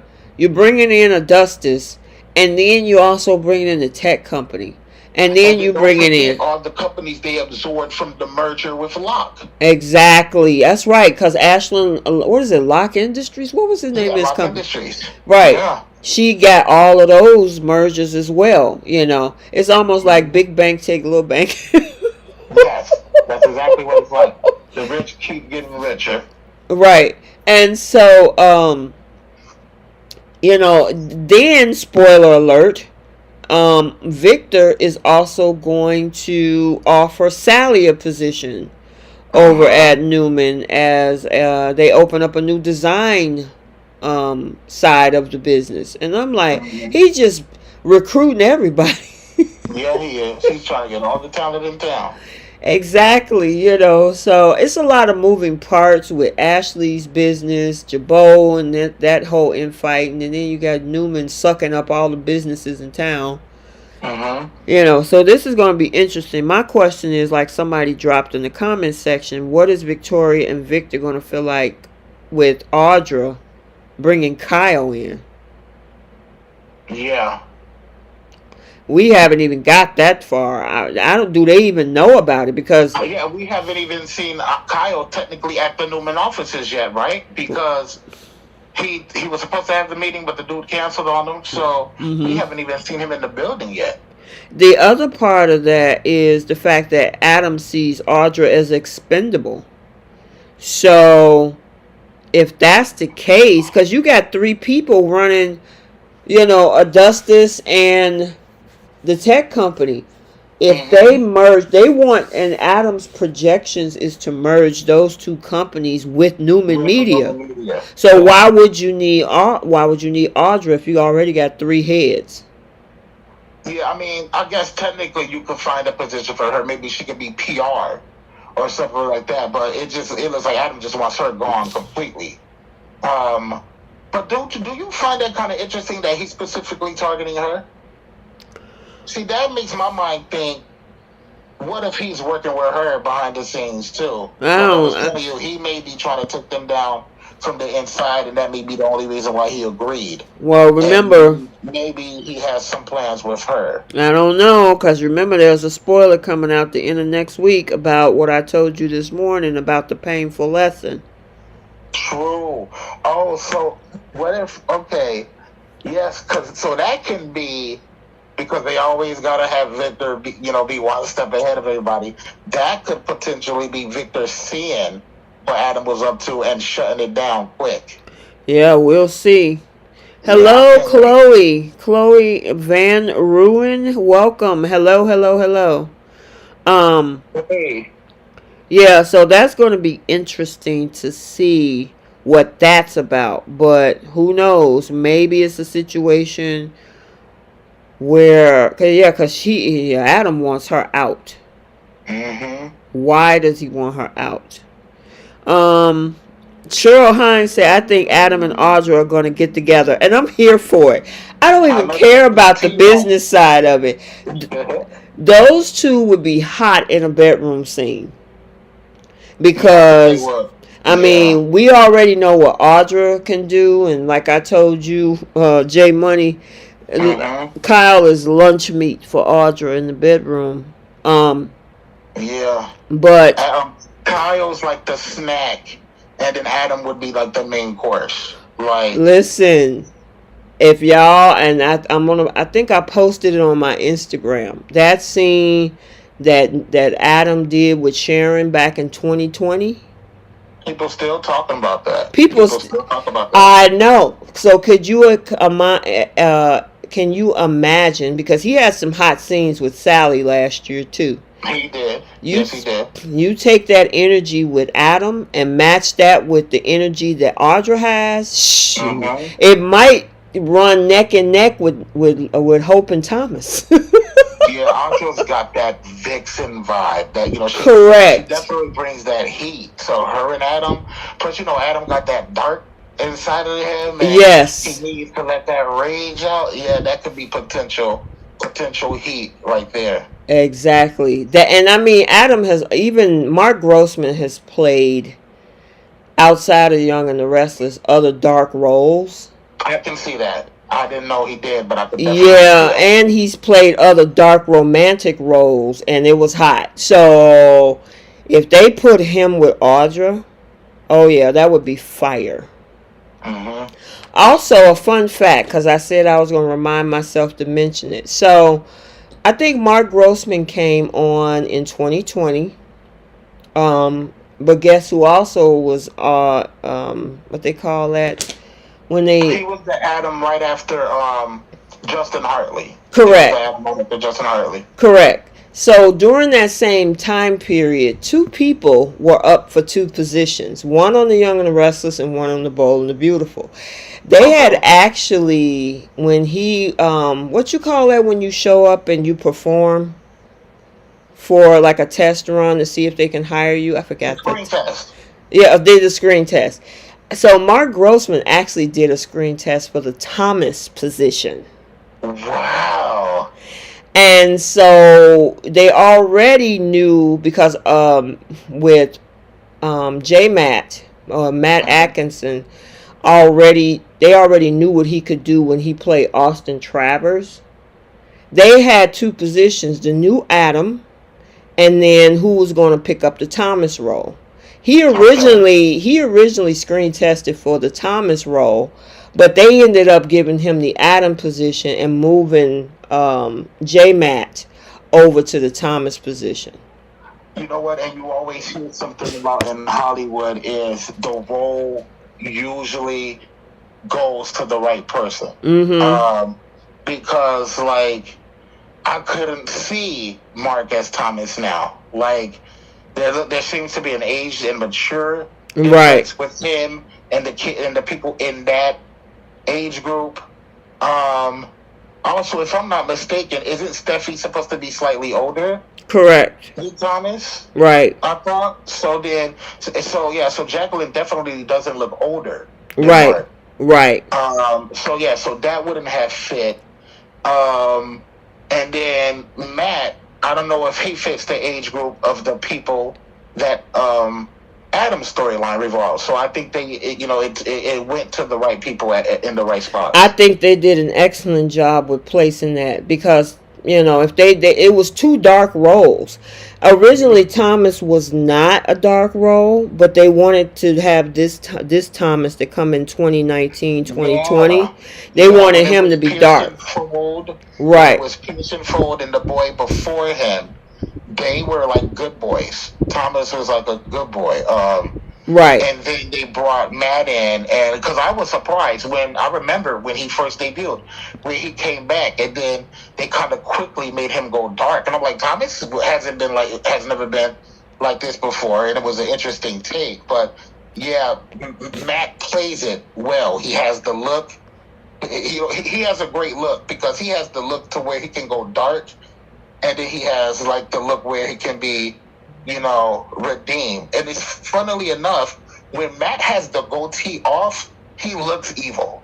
Like when when somebody is fresh faced and clean shaven, that's supposed to be the good boy look. Mm-hmm. When you're fresh faced and all that stuff. But it's the reverse for him when he doesn't. Maybe because he was doing all the dirty stuff when he first got there without the goatee. Maybe that's part of it. But like without it, he looks darker. He looks like an evil character. And then with it, you see like the softer side and the redeemed side of Thomas. So yeah, that's very interesting to know that Mark Grossman went for that role. Yeah, and they actually, they obviously realized that J Matt, from being on the Young and the Restless side as Austin, he would have been a perfect fit for Thomas. And then realizing that Adam had a kid, he, because Connor was already born through the other Adams, he fit in perfectly as the Adam that came in 2020. So what's interesting to me when you say what you say though, I feel like J Matt was good in the Austin role, but I don't feel like he was given a lot to do in that Austin role. I don't feel like he got to show, like you really saw his chops when he got into Thomas. So maybe it was casting directors that saw more in him, but just based off what he did as Austin, I wouldn't have thought that would be enough. Yeah. But once he took the Thomas role, he's shown what a tremendous actor he is. Absolutely. And it's unfortunate when we need to move on to Bold anyway. But it was unfortunate that we didn't get any Thomas this week. Oh, yes, I told you that. Besides Monday, which was still just a continuation of Friday, we didn't get any Thomas this week. And I hope we at least, even if it's not with Hope, I hope we get to at least see him next week. Yeah. Unique brought something up, and I think you are right, Unique. She said Thomas is older than Steffi, because Steffi did have a twin named Phoebe. Right. So I had always thought Steffi and Phoebe were just a couple of years older than Thomas, but yeah, that would be interesting to find out if we can get that official, who's older. Yeah. All right, so seeing him call her big sis and all that stuff, but I may be wrong on that. yeah, I thought I heard her say the same thing, but we could be wrong. All right, so I think we covered everything on The Young and the Restless. I mean, we saw a little bit of Lily and Daniel, but I just think that was a filler scene. You know, I don't really remember anything outstanding from the whole thing with Phyllis and Daniel. Chelsea getting prepared for her new job. Mm-hmm. You know, so I can't think of anything else. So, all right, so we're at the midway point. Before we move into Bold and the Beautiful, thank you guys. It's over 100 people in the chat. Make sure that if you are not subscribed, we do these live chats every Friday night. We have fun over here. Usually it's myself and Keisha and Trish. Keisha's birthday is today, so happy birthday, Keisha. She's out there having a good time with her family. And then Trish, which is the other regular co-host, she is under the weather. She lost her voice, and so hopefully we'll send her well wishes that she can feel better. We also do spoilers on this channel. I do chats on this channel now. That's a new thing I've been doing about different things that I'm coming across. I've been doing those videos, and I do daily recaps. I'm also on other platforms. Instagram, I post photos, conversations, stories, all types of stuff on IG. I'm also on TikTok, and also on Twitter. I'm on Twitter now. I'm considering opening up a Facebook page, but I don't know. Facebook can get kind of, I don't know. I'll think about it. But, yeah, so I'm also on other platforms outside of YouTube. And then the new platform called Threads, I'm also on there as well, which is, I think, owned by Meta as well, too. So, but, yeah, make sure you hit the like button, subscribe so you can get the content, turn the notifications on. And yeah, we got to break down Bold. So, yes. Oh my gosh. So without any further ado, let me do the summary for Bold, and then we'll break down the storylines for this week. Before you do that, let me just say, everybody in here, if you haven't done it yet, please hit the like button.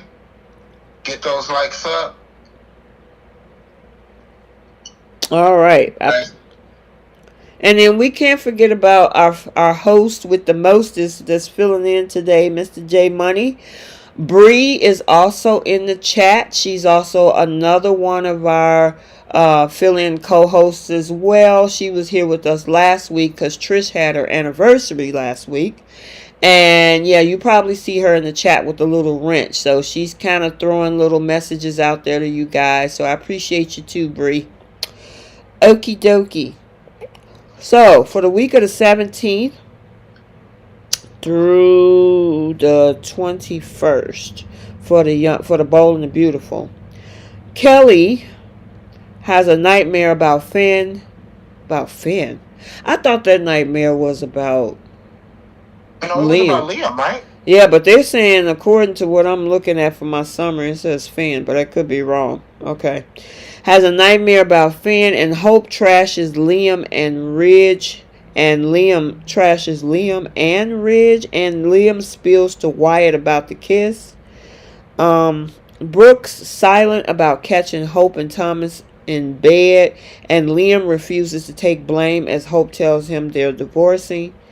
Sheila calls Finn for a visit as Hope and Liam call it quits. Finn allows Sheila to hug him while Steffi and Wyatt is reeling over Liam and Hope's divorce. What are you laughing at? I'm sorry. The Finn hug with Sheila. Yeah, we gonna talk about it. And then last but not least, Sheila's thrilled to be released, and Liam watches as Finn hugs Sheila while Steffi cries in Ridge's arms. Okay. Wait a minute. Where would you like to Wait a minute. start? Hold on. Short and Sassy said, T, you teased Sharon and Chance last week, but didn't talk about it. I had a whole video about Sharon and Chance. What are you talking about? I think he meant maybe just in tonight's. Oh, really yeah. That's right. They did. Listen. Okay. All right. I'm gonna put a vote out there. So, from a score of 1 to 10, you guys in the chat, and thank you, Short and Sassy, for the reminder. She got it in all caps too. She want to make sure I saw it, and I saw it. Thank you. From a ranking of 1 to 10, 1 being a dud to 10 being spicy hot, which number in between that 1 through 10 would you say the whole scene between Chance and Sharon was? Keep it real, y'all. We keep it real over here. What you think, Jay, while they're trying to figure it out? Yeah, that a 3. That scene was lackluster. You said a 3. In a coffee office. There was no heat. It was awkward at the start. Like, no, that was a 3. Okay. I'm seeing a 9 from Delmonica. Wait a minute. Jenna gave it a 7. Jenna gave it a 7. Delmonica gave it a 9. Simone gave it a 6. Cheryl gave it a 5. Ron gave it a 4. Short and Sassy gave it an 8. Delmonica, you are easily pleased. A 9 is way too high. Wait a minute. So she must be thinking that Sharon and Chance was almost as hot as Thomas and Hope. That's why I said after seeing Thomas and Hope, you gave Sharon and Chance a 9? Look at Katana. Katana said Chance was a 10. Sharon was a 1. Okay, I see you, Katana. You got a little crush on the general. Wait a minute. Hold on. So I guess we've seen Sharon in this position so many times, whereas Chance, I would say if I had to split the ranking, I would give Chance a higher score than maybe Sharon. I don't know, like the whole giving the individual score. I feel like that's a cop-out because y'all know the scene was lackluster. So, or y'all just got a crush on Chance. So, together. Because I felt like it was awkward. Remember the whole talk before that? The banter was awkward. Mm-hmm. It was just like weird. And, and then like the office, you set this up, you knew this was their first time, and you decide to. That shows me the writers don't think much of that couple too. This their first time, and you gonna have it in the office. And then if you're gonna do it in the office, I'm not saying it's wrong to do that, but if you're gonna do it in the office, you better make it hot. That should have been on some Devon Abbey type. It should have been clothes ripping, clawing at each other, that type of stuff. It was not that. Yeah, Jasmine Williams, yawn, 4. Right there. I gave it a 3. You go yawn 4, I go, boy, 3. Listen, that's what that was to me. Okay, wait. So, I think where they screwed up at is because, so I think with Audra, with Thomas and Hope, they gave us a slow burn. We kept seeing her fantasies. We already knew Thomas was interested, and so week after week and touch after touch and eye glance after eye glance for weeks, it was a build-up, right? They had Chance around Summer so much that we thought that that's where they were going, and then you make a pivot to have Chance now get busy with Sharon in the coffee house. I was like, wait, what? I feel you on that, but at the same time, a scene is a scene, and you got to take it in the context of what that scene is in that moment. And it's not like they just decided, out of nowhere, hey, let's go. Like they've had some dates. They've had some But flirtations. Jay, Like there was some build up there, right? Jay, the So last time yes. they were on a date was like 5-6 months ago. Oh, it wasn't. No, because she had took him to the Indian food place, right? They had like the Indian food. That definitely wasn't like 5 months ago. That was like maybe 2 months ago, where they had the Indian food. But you know what I mean? They've been in each other's orbit. We knew that there was something going around with them at least, and the scene in itself, like I was saying, you got to take a scene for what it is. And in that moment, that scene was just not it. It was not hot.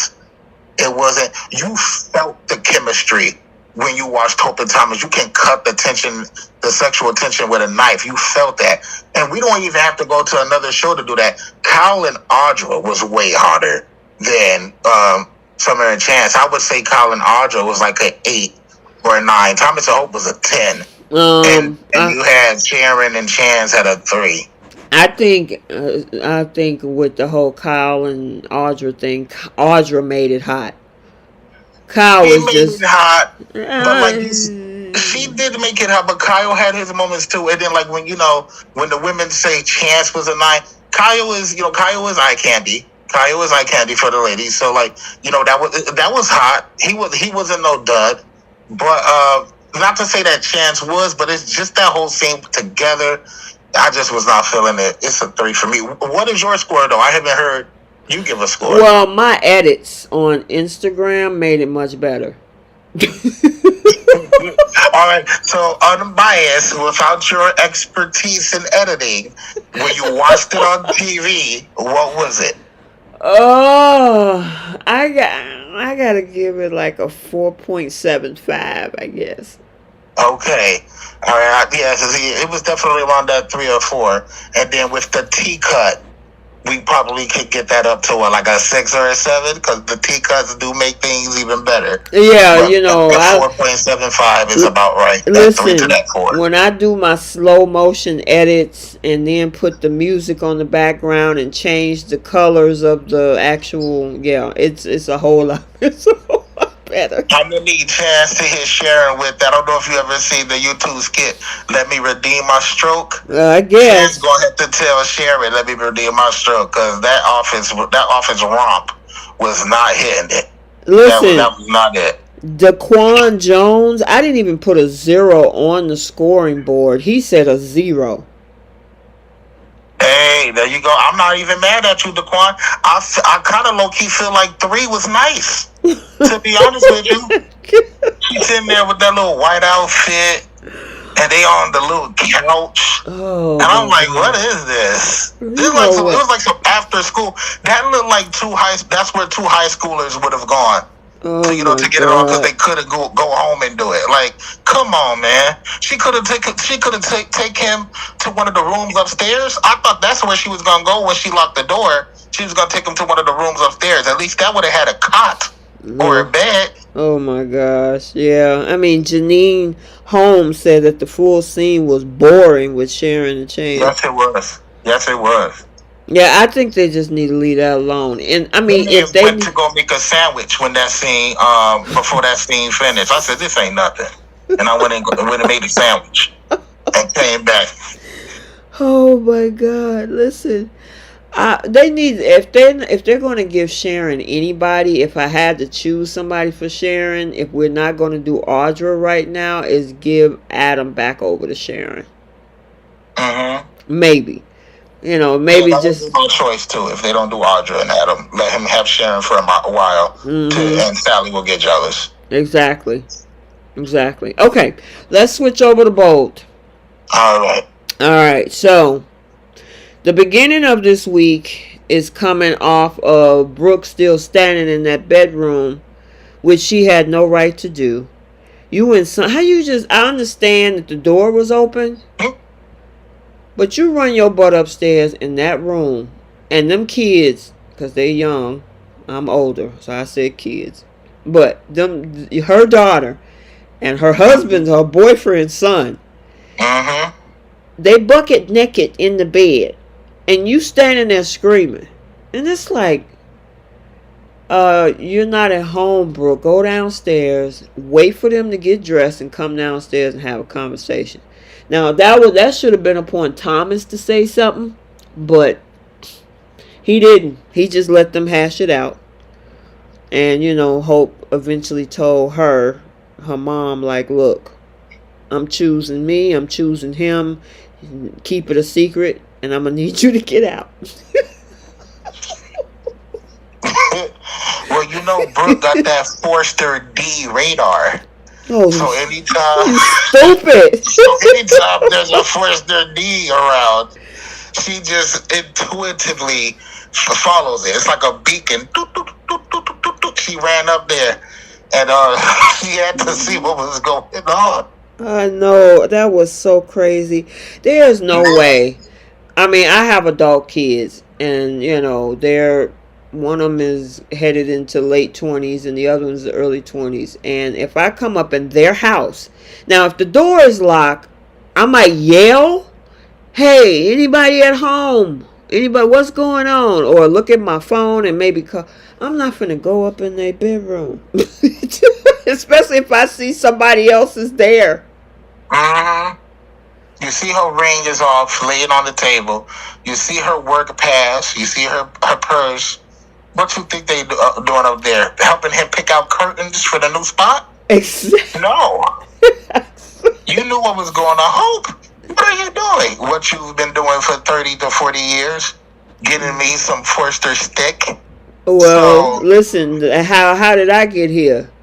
Exactly. Well, no, she got that from Deacon. Still, she had to do what she had to do to get Deacon. I mean, to get Hope from Deacon, you know what I mean? So. Yes. Oh, my God. That was wild. And then, they didn't even bother to show, they came back from after she busted through the door.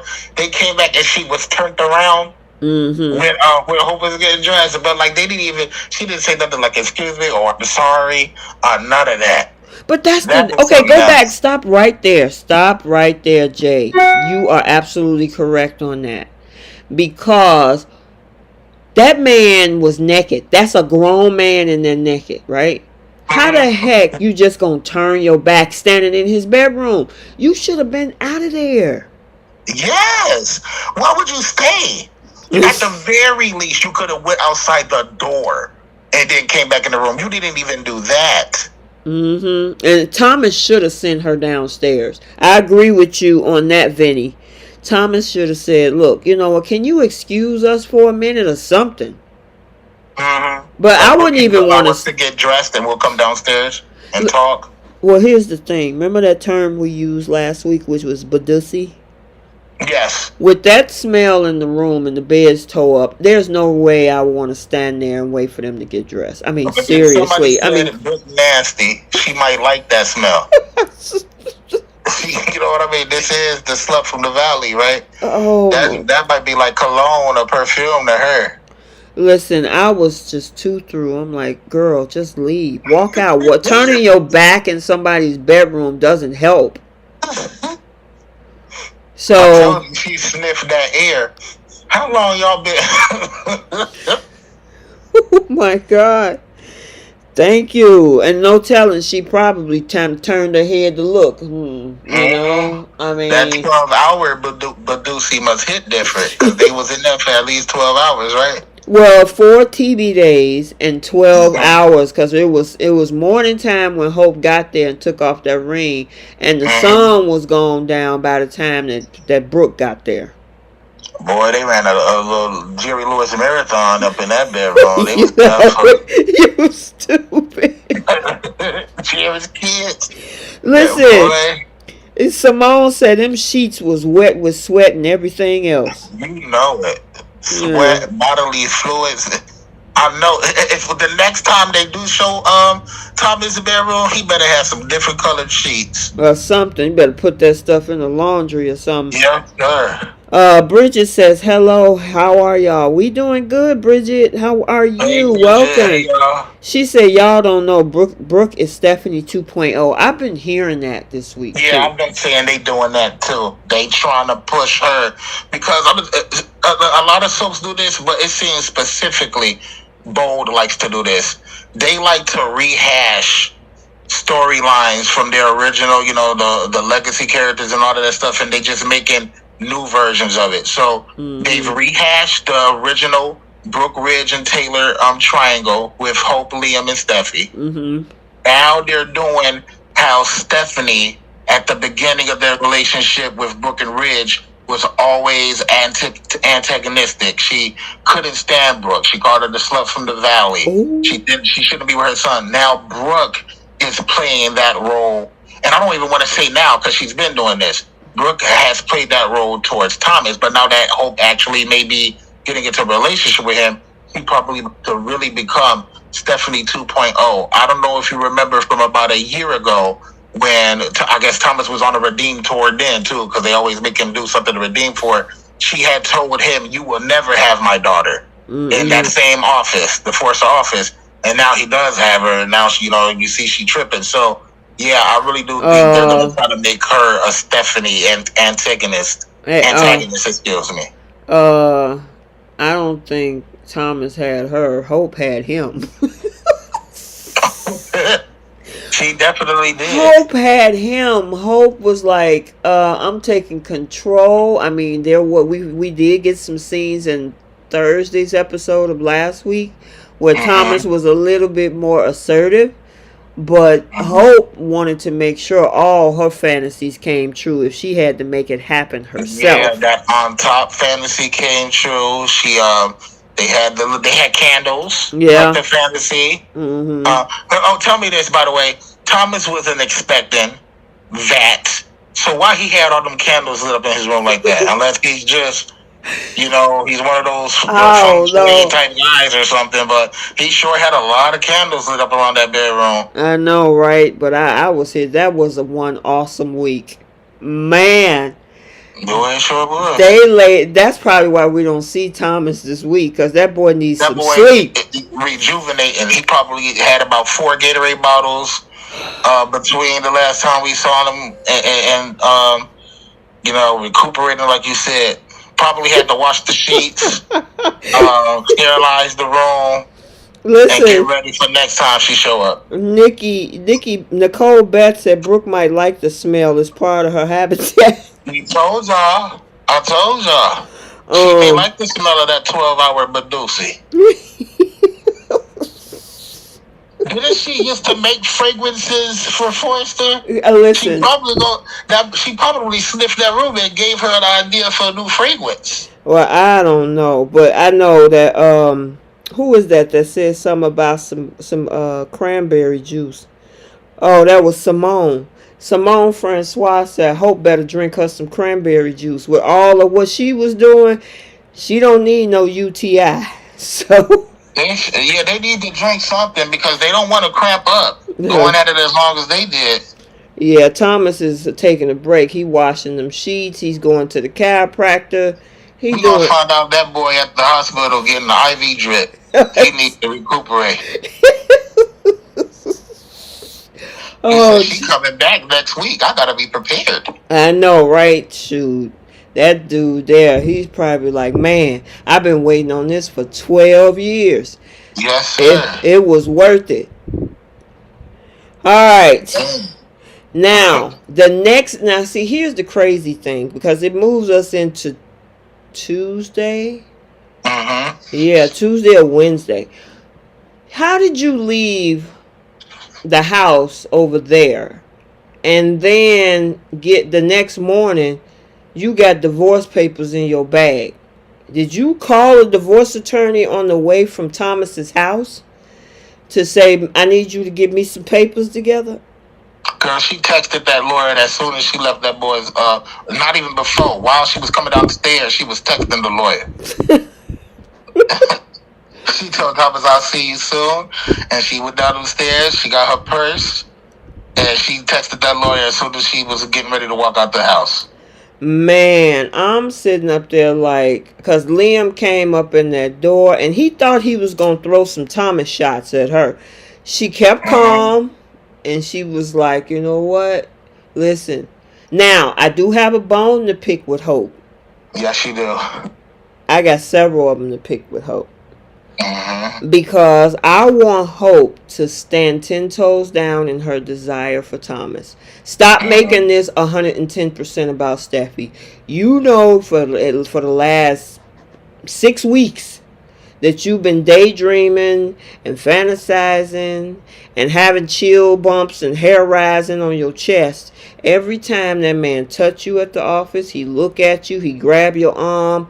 All of the videos on Instagram that I posted about it. And the thing is that you want to make it all about Steffi.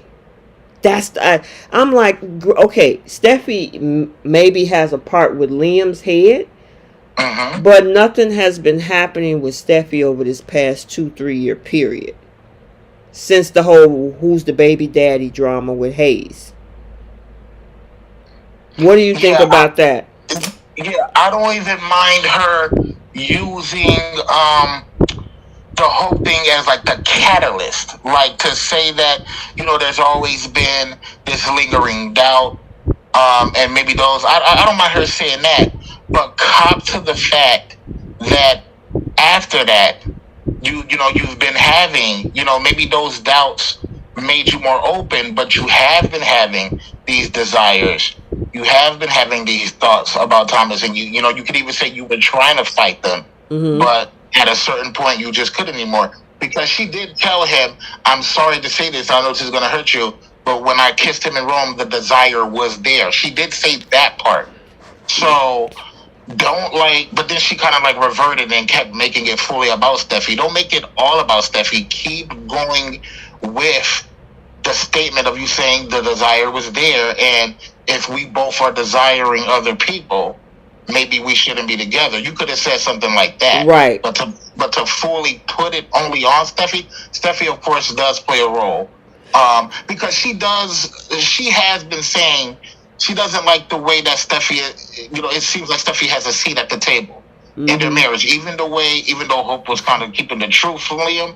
When Steffi was getting all up in their business saying, yeah, I think she has feelings for my brother and all that stuff, and then he would listen to her, that's kind of what Hope is talking about. Just the automatic, you know, approval of whatever Steffi says must be. He didn't, you know, she didn't care for that. Now, in this particular instance, Steffi was right, though.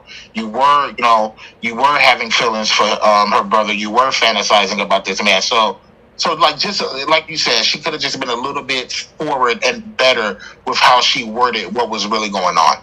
Gotcha. Jasmine, Bree said Hope was done, over, fed up, just tired of Liam. Those papers were already drawn up.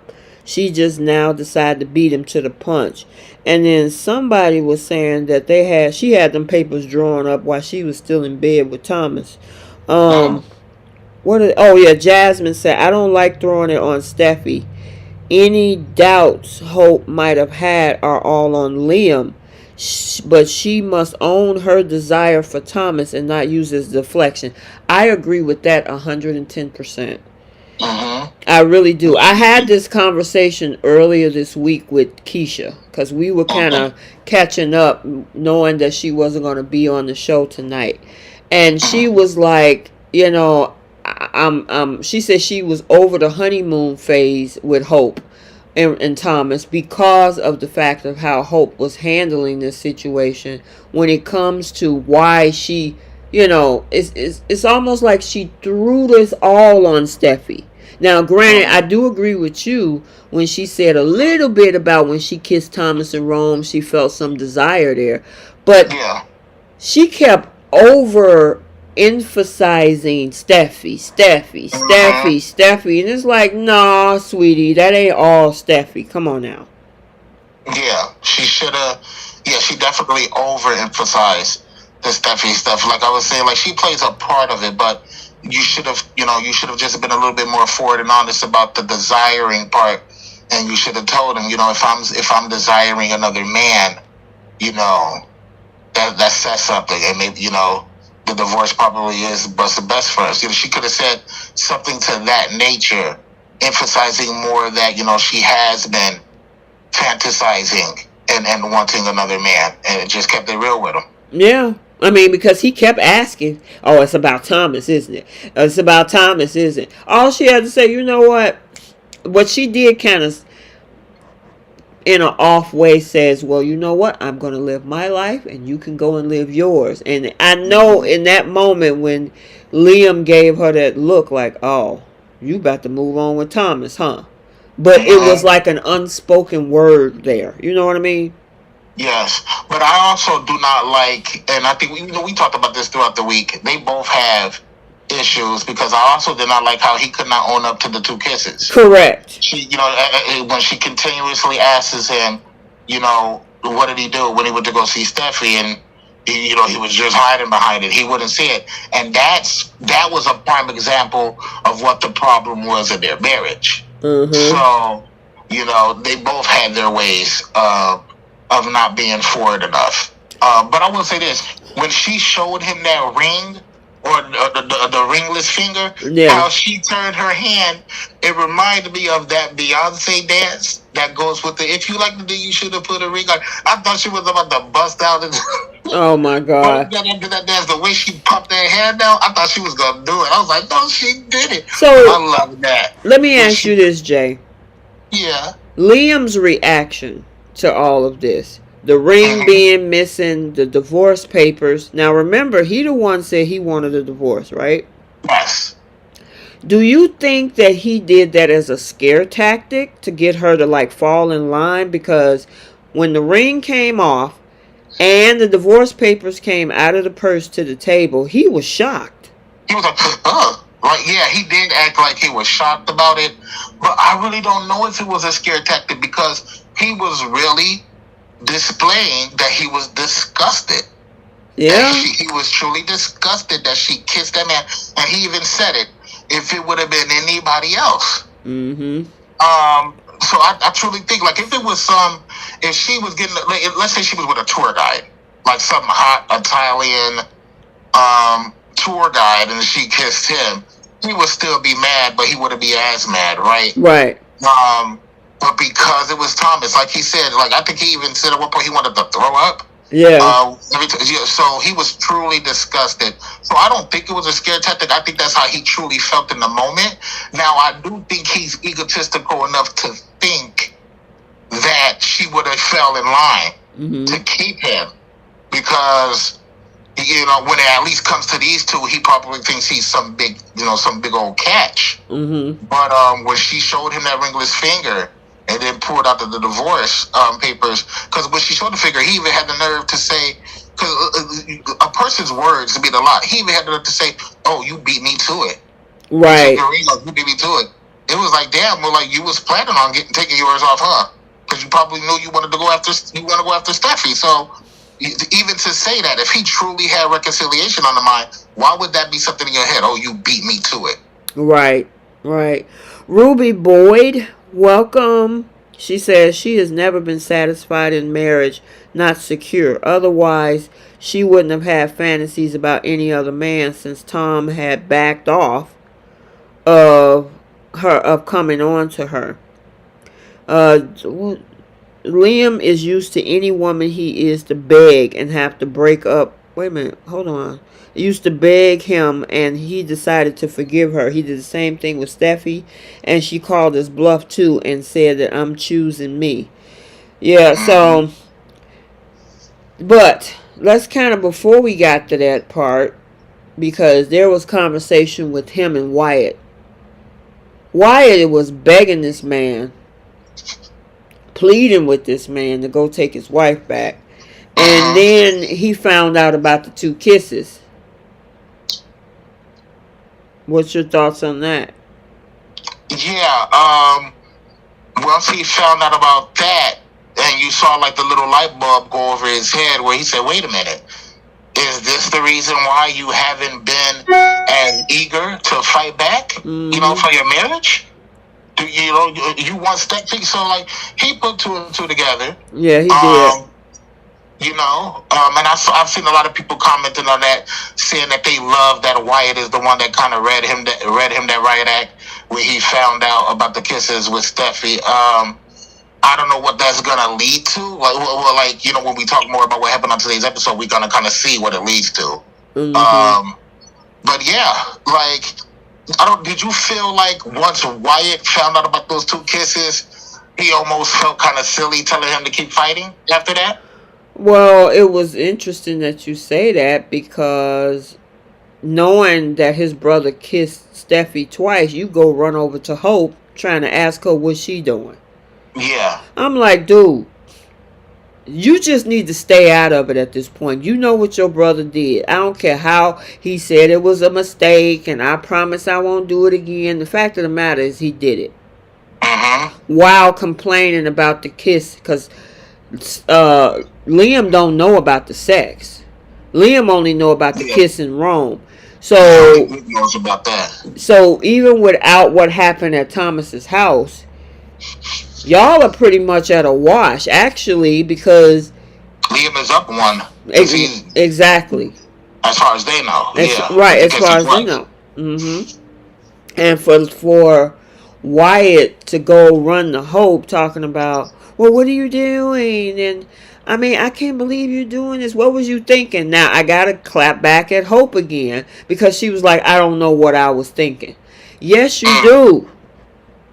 Yeah, you was thinking what you've been saying all this time, that you want to be desired, and you want to be looked at like you're the only one. Like, you're tired of being, somebody's split, in another relationship with another person. Like, she's been saying she wants that one person. So she knew what she wanted. She knew how Thomas made her feel. She desired that man because he wants her and only her.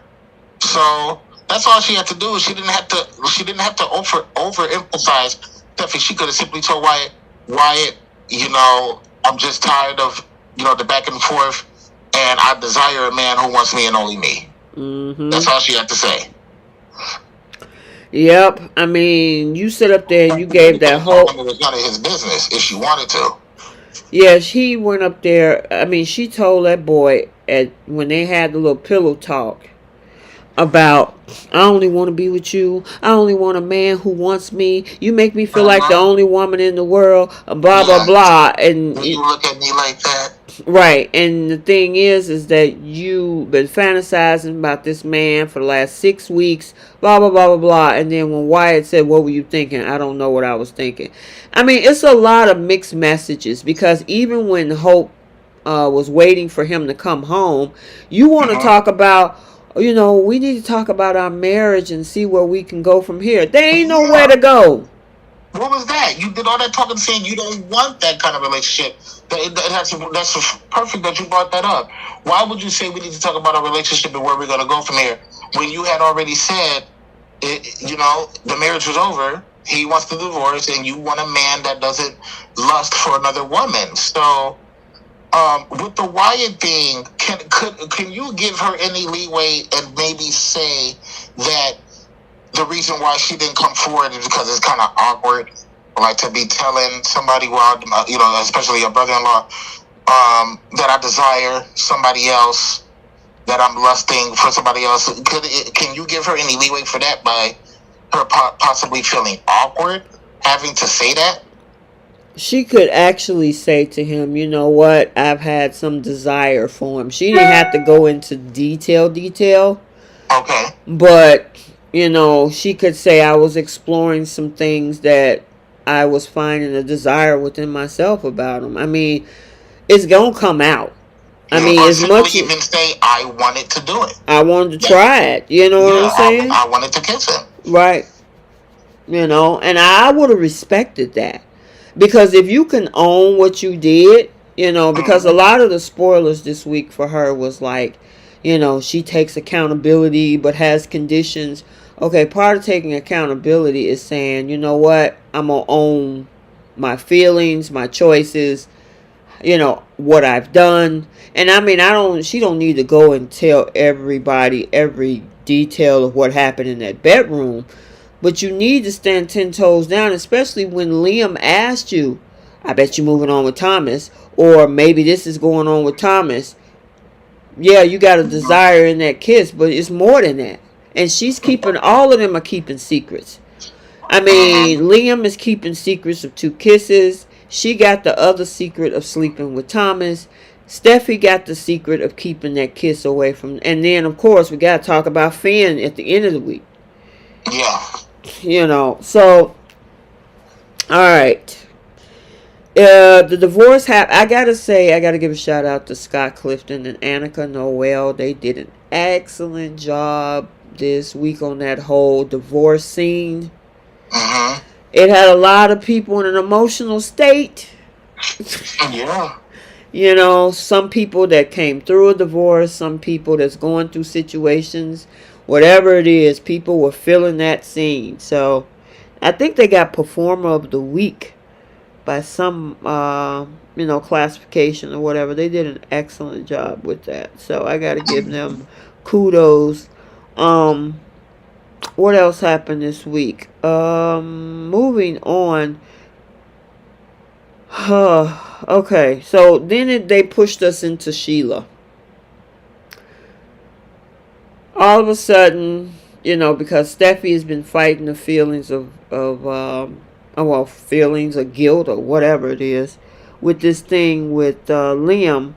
They also had her bring up the fact of being excited about Sheila being behind bars. Mm-hmm. And she made a statement because then as soon as the divorce was over, Liam headed over to your Giardino. If I was Steffi, I'd seen the back of his head. My husband told me, listen, oh, you need to stay away from that dude. She was like, oh, I'm finna go sit down and talk to him. Mm-hmm. She should have turned around and walked the other way. And was it you in the recap? Because I absolutely agreed when I heard this. Was this you in yesterday's recap when you said, when he told her, him and Hope signed divorce papers, but I don't want you to worry, I'm not going to interfere in your marriage. I noticed this when I watched it. She kind of looked aghast and leaned back, and she looked like she had a look of disappointment on her face. Yeah, somebody else said that. Your marriage. And at that moment, I said, "Oh no, they are gonna do this. They are gonna bring back Steffi and Liam somehow, some way." Okay, so I did a video about, what time is it? About 4 or 5 hours ago, about whether or not they're trying to sabotage.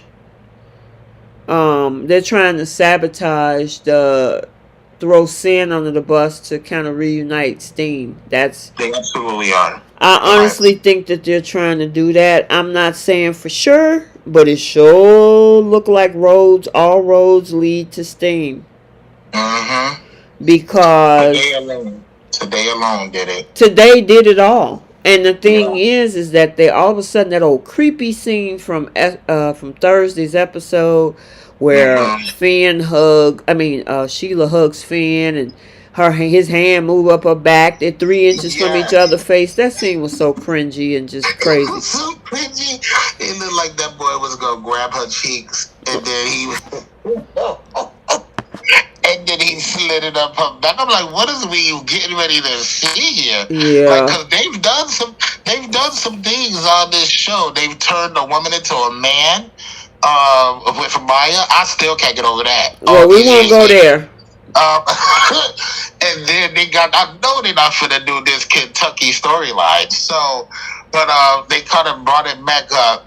But yeah, that was very weird and very cringy. The camera panning up with it, what was that? But I'm sorry. Go ahead, continue. Yeah, so that whole scene was really, really cringy, to say the least. Yeah. And then he's feeling some kind of way, saying that this is the type of feeling I've been waiting all my life, or something like that. And then the next day, leading into Friday, going into this court case. Okay, this whole thing, I know that, of course, Kimberly Brown was not going to stay in prison. Yeah. We knew that. She's on contract for 3 years. And the thing is, how are they going to get her out? And they made this technicality of, illegal search and seizure and all this stuff. And the camera footage was illegal. Almost kind of a form of entrapment. It was a technicality, basically, when you saw Bill, when he stood up. He said, "You telling me I did all of this for nothing? You gonna let her go on a technicality?" But it doesn't make sense. They were working with the FBI, and I think the FBI Yeah. would know the rules. Yeah, that's another. Yeah, then that's where the writing gets shoddy because even with that, they still got a confession out of this woman of past murders, and it was like you said, it was an FBI sting. So how was like the paperwork and all of that stuff? You know what I mean? Like, how was that not in order? How was that not done right if you were working with the FBI? Right. Exactly. You know, so I know I just that was weird to me. And then all of a sudden he was like, "You know what? You're free to go. You're a free woman." What? And then they threw in the fact that Steffi and Finn's, because they decided to not press charges earlier this year, that came back to bite them too. Yeah.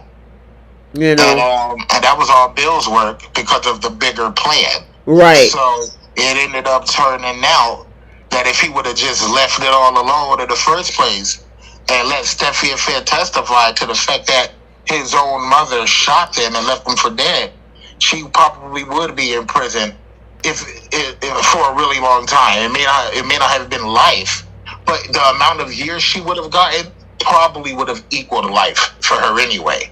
So she's a woman in her 50s, right? She probably would have gotten at least 30 years because she attempted to kill 2 people. So he would have been 80, 90 something if she would have even gotten out. So Bill really should have just left it all alone at the end of the day.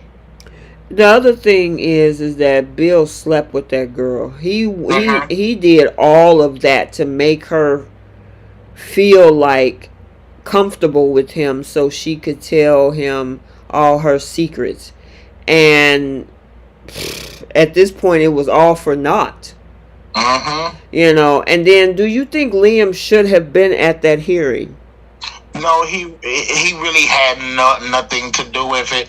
The whole excuse of my daughter is under that roof. I mean, I can kind of get that but it's not like Steffi was letting Sheila come over to the house. Right. Willingly. You know what I mean? So I don't know. That was just kind of a flimsy. You saw what it was. That was just a flimsy way to get Liam into the picture to set up what they needed to set up, because you saw he was, first of all, they had him reacting when Finn was kind of giving him the warning, like, "What are you doing here? You know, don't come sniffing around. I feel sorry for you, what you're going through." And you saw Liam was like, "Did I do something wrong? Where's this coming from?" Like, so they had him acting like that. Then all of a sudden they went from that to him starting looking at Finn suspiciously. Yeah, that whole thing was weird. A detective. I didn't realize during the commercial break Liam went and got a detective. Went to detective school and all of that stuff, and then he came back after the commercial break and was just like investigating Finn's looks. Investigating the smiles between him and Sheila. Well, it was really Sheila only doing the smiling. But the way they had Liam all up in it, looking, investigating, I'm like, I know what they're leading. They're trying to put Liam into the position of being this good guy that is suspicious and kind of warns Steffi that he thinks Sheila may be getting to Finn, and it's just going to cause a whole bunch of drama. Yep, so it's going to be interesting to see where this go. I mean, he obviously now can use this against Finn if he wants to. And that allows them to keep their secret a secret, because if he blows Finn out of the water first, with him being cool with Sheila, which Sheila has a 2-decade-long year history with the Forresters and now the Spencers, that's a deal breaker for Steffi. There's no way. She has been trying to block that relationship since they got together. The question is, though, do you think it should be? Because Steffi has been dictating the relationship this boy has had with his mother. And I will say this about Finn. The comment he made at the prison was not that surprising, where he said, "I feel like I've been missing this my whole life." Because when he first found out about Sheila being his mother, and when he talked to Steffi, he had said multiple times that he felt like something was missing. Because, he didn't have his biological mother with him. He did say that a few times. So it's not like a shocker that, he kind of felt like something was missing inside and he was like a little bit empty. So that wasn't too much of a surprise. But Steffi was like dictating everything, every decision that he made, and he went along with it. I felt like she had a little bit too much power with that. Like she should have let him, meet and speak with his mother on his own time and come to the conclusions himself. So do you feel like it should be a deal breaker for Steffi, considering how she monopolized the whole situation and was making all the decisions?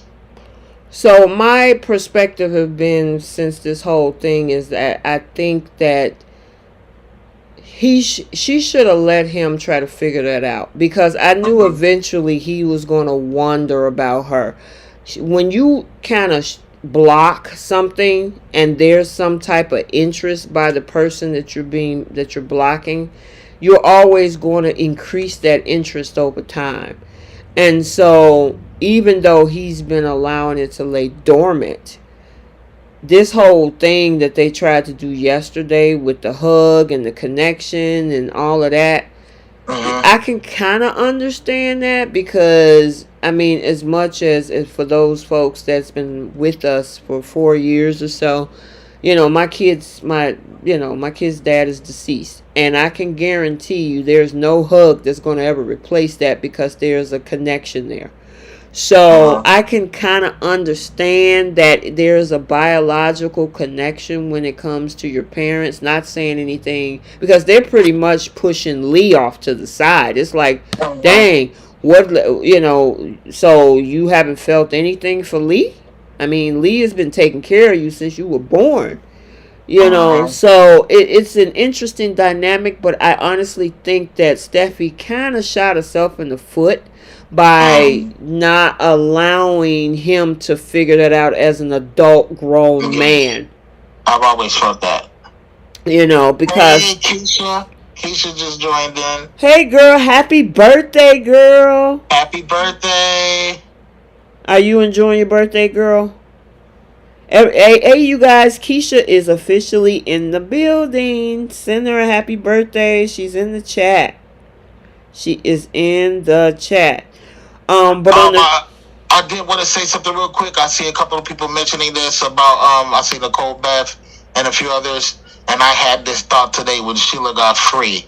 Y'all thought Hope and Thomas was something. Now that Sheila is a free woman, she headed straight to Il Giardino, and she about to break Deacon off something proper like vicious, savage. They finna be getting it in. We thought we saw something with Thomas. Oh, they definitely finna be getting it in. Oh yeah, they finna definitely. When she come back to tell Deacon, I'm a free woman and I can do you, cause I've been in jail. They gonna make a whole scene out of Deacon and Sheila. Yes, they are. Yes, they are. All right. We got to keep it moving. We already over 2.5 hours almost. Okay. Yeah.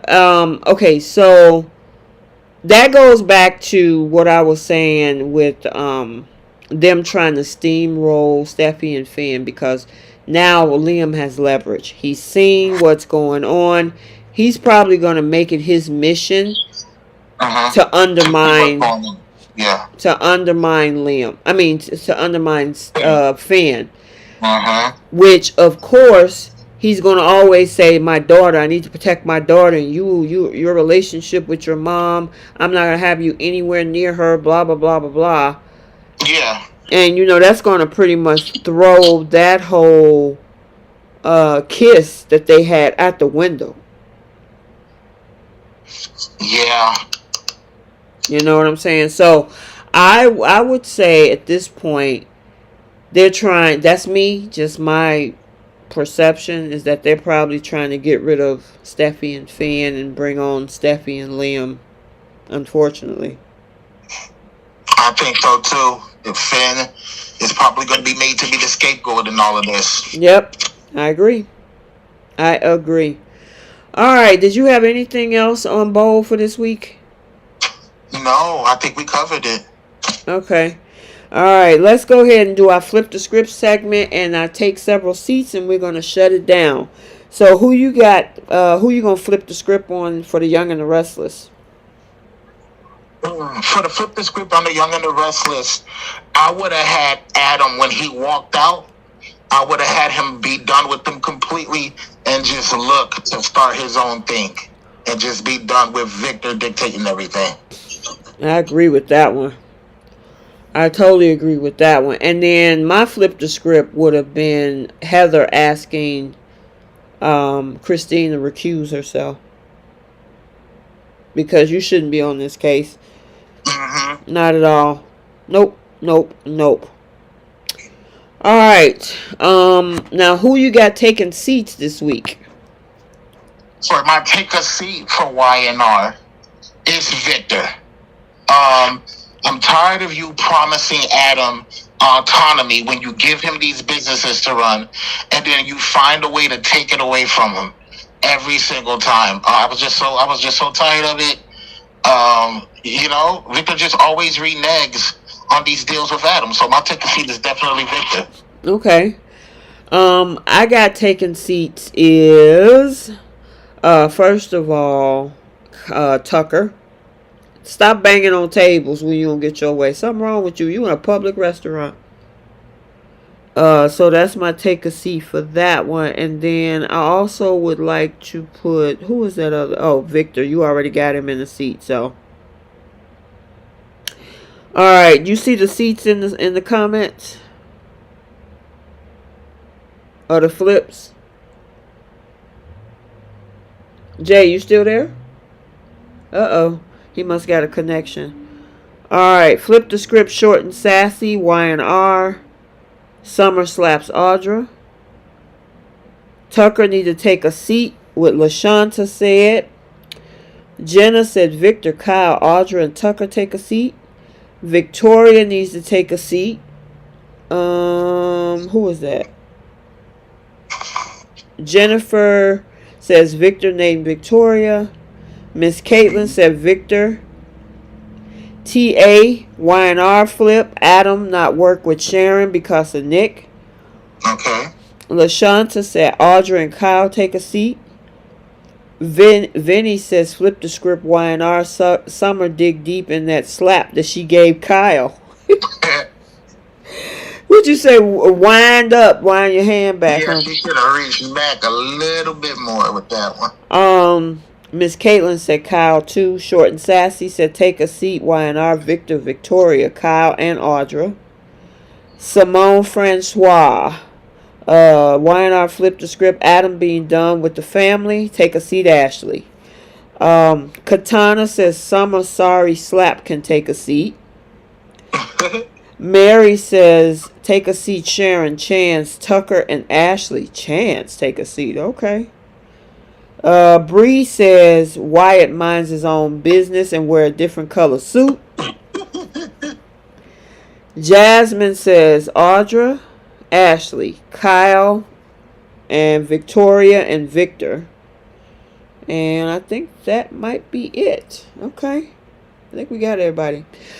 Woo! Jay, we made it through a long one. Yes, we did. We had a lot to talk about. Yes, we did. And for you guys, make sure you're on the way out. You hit the like button.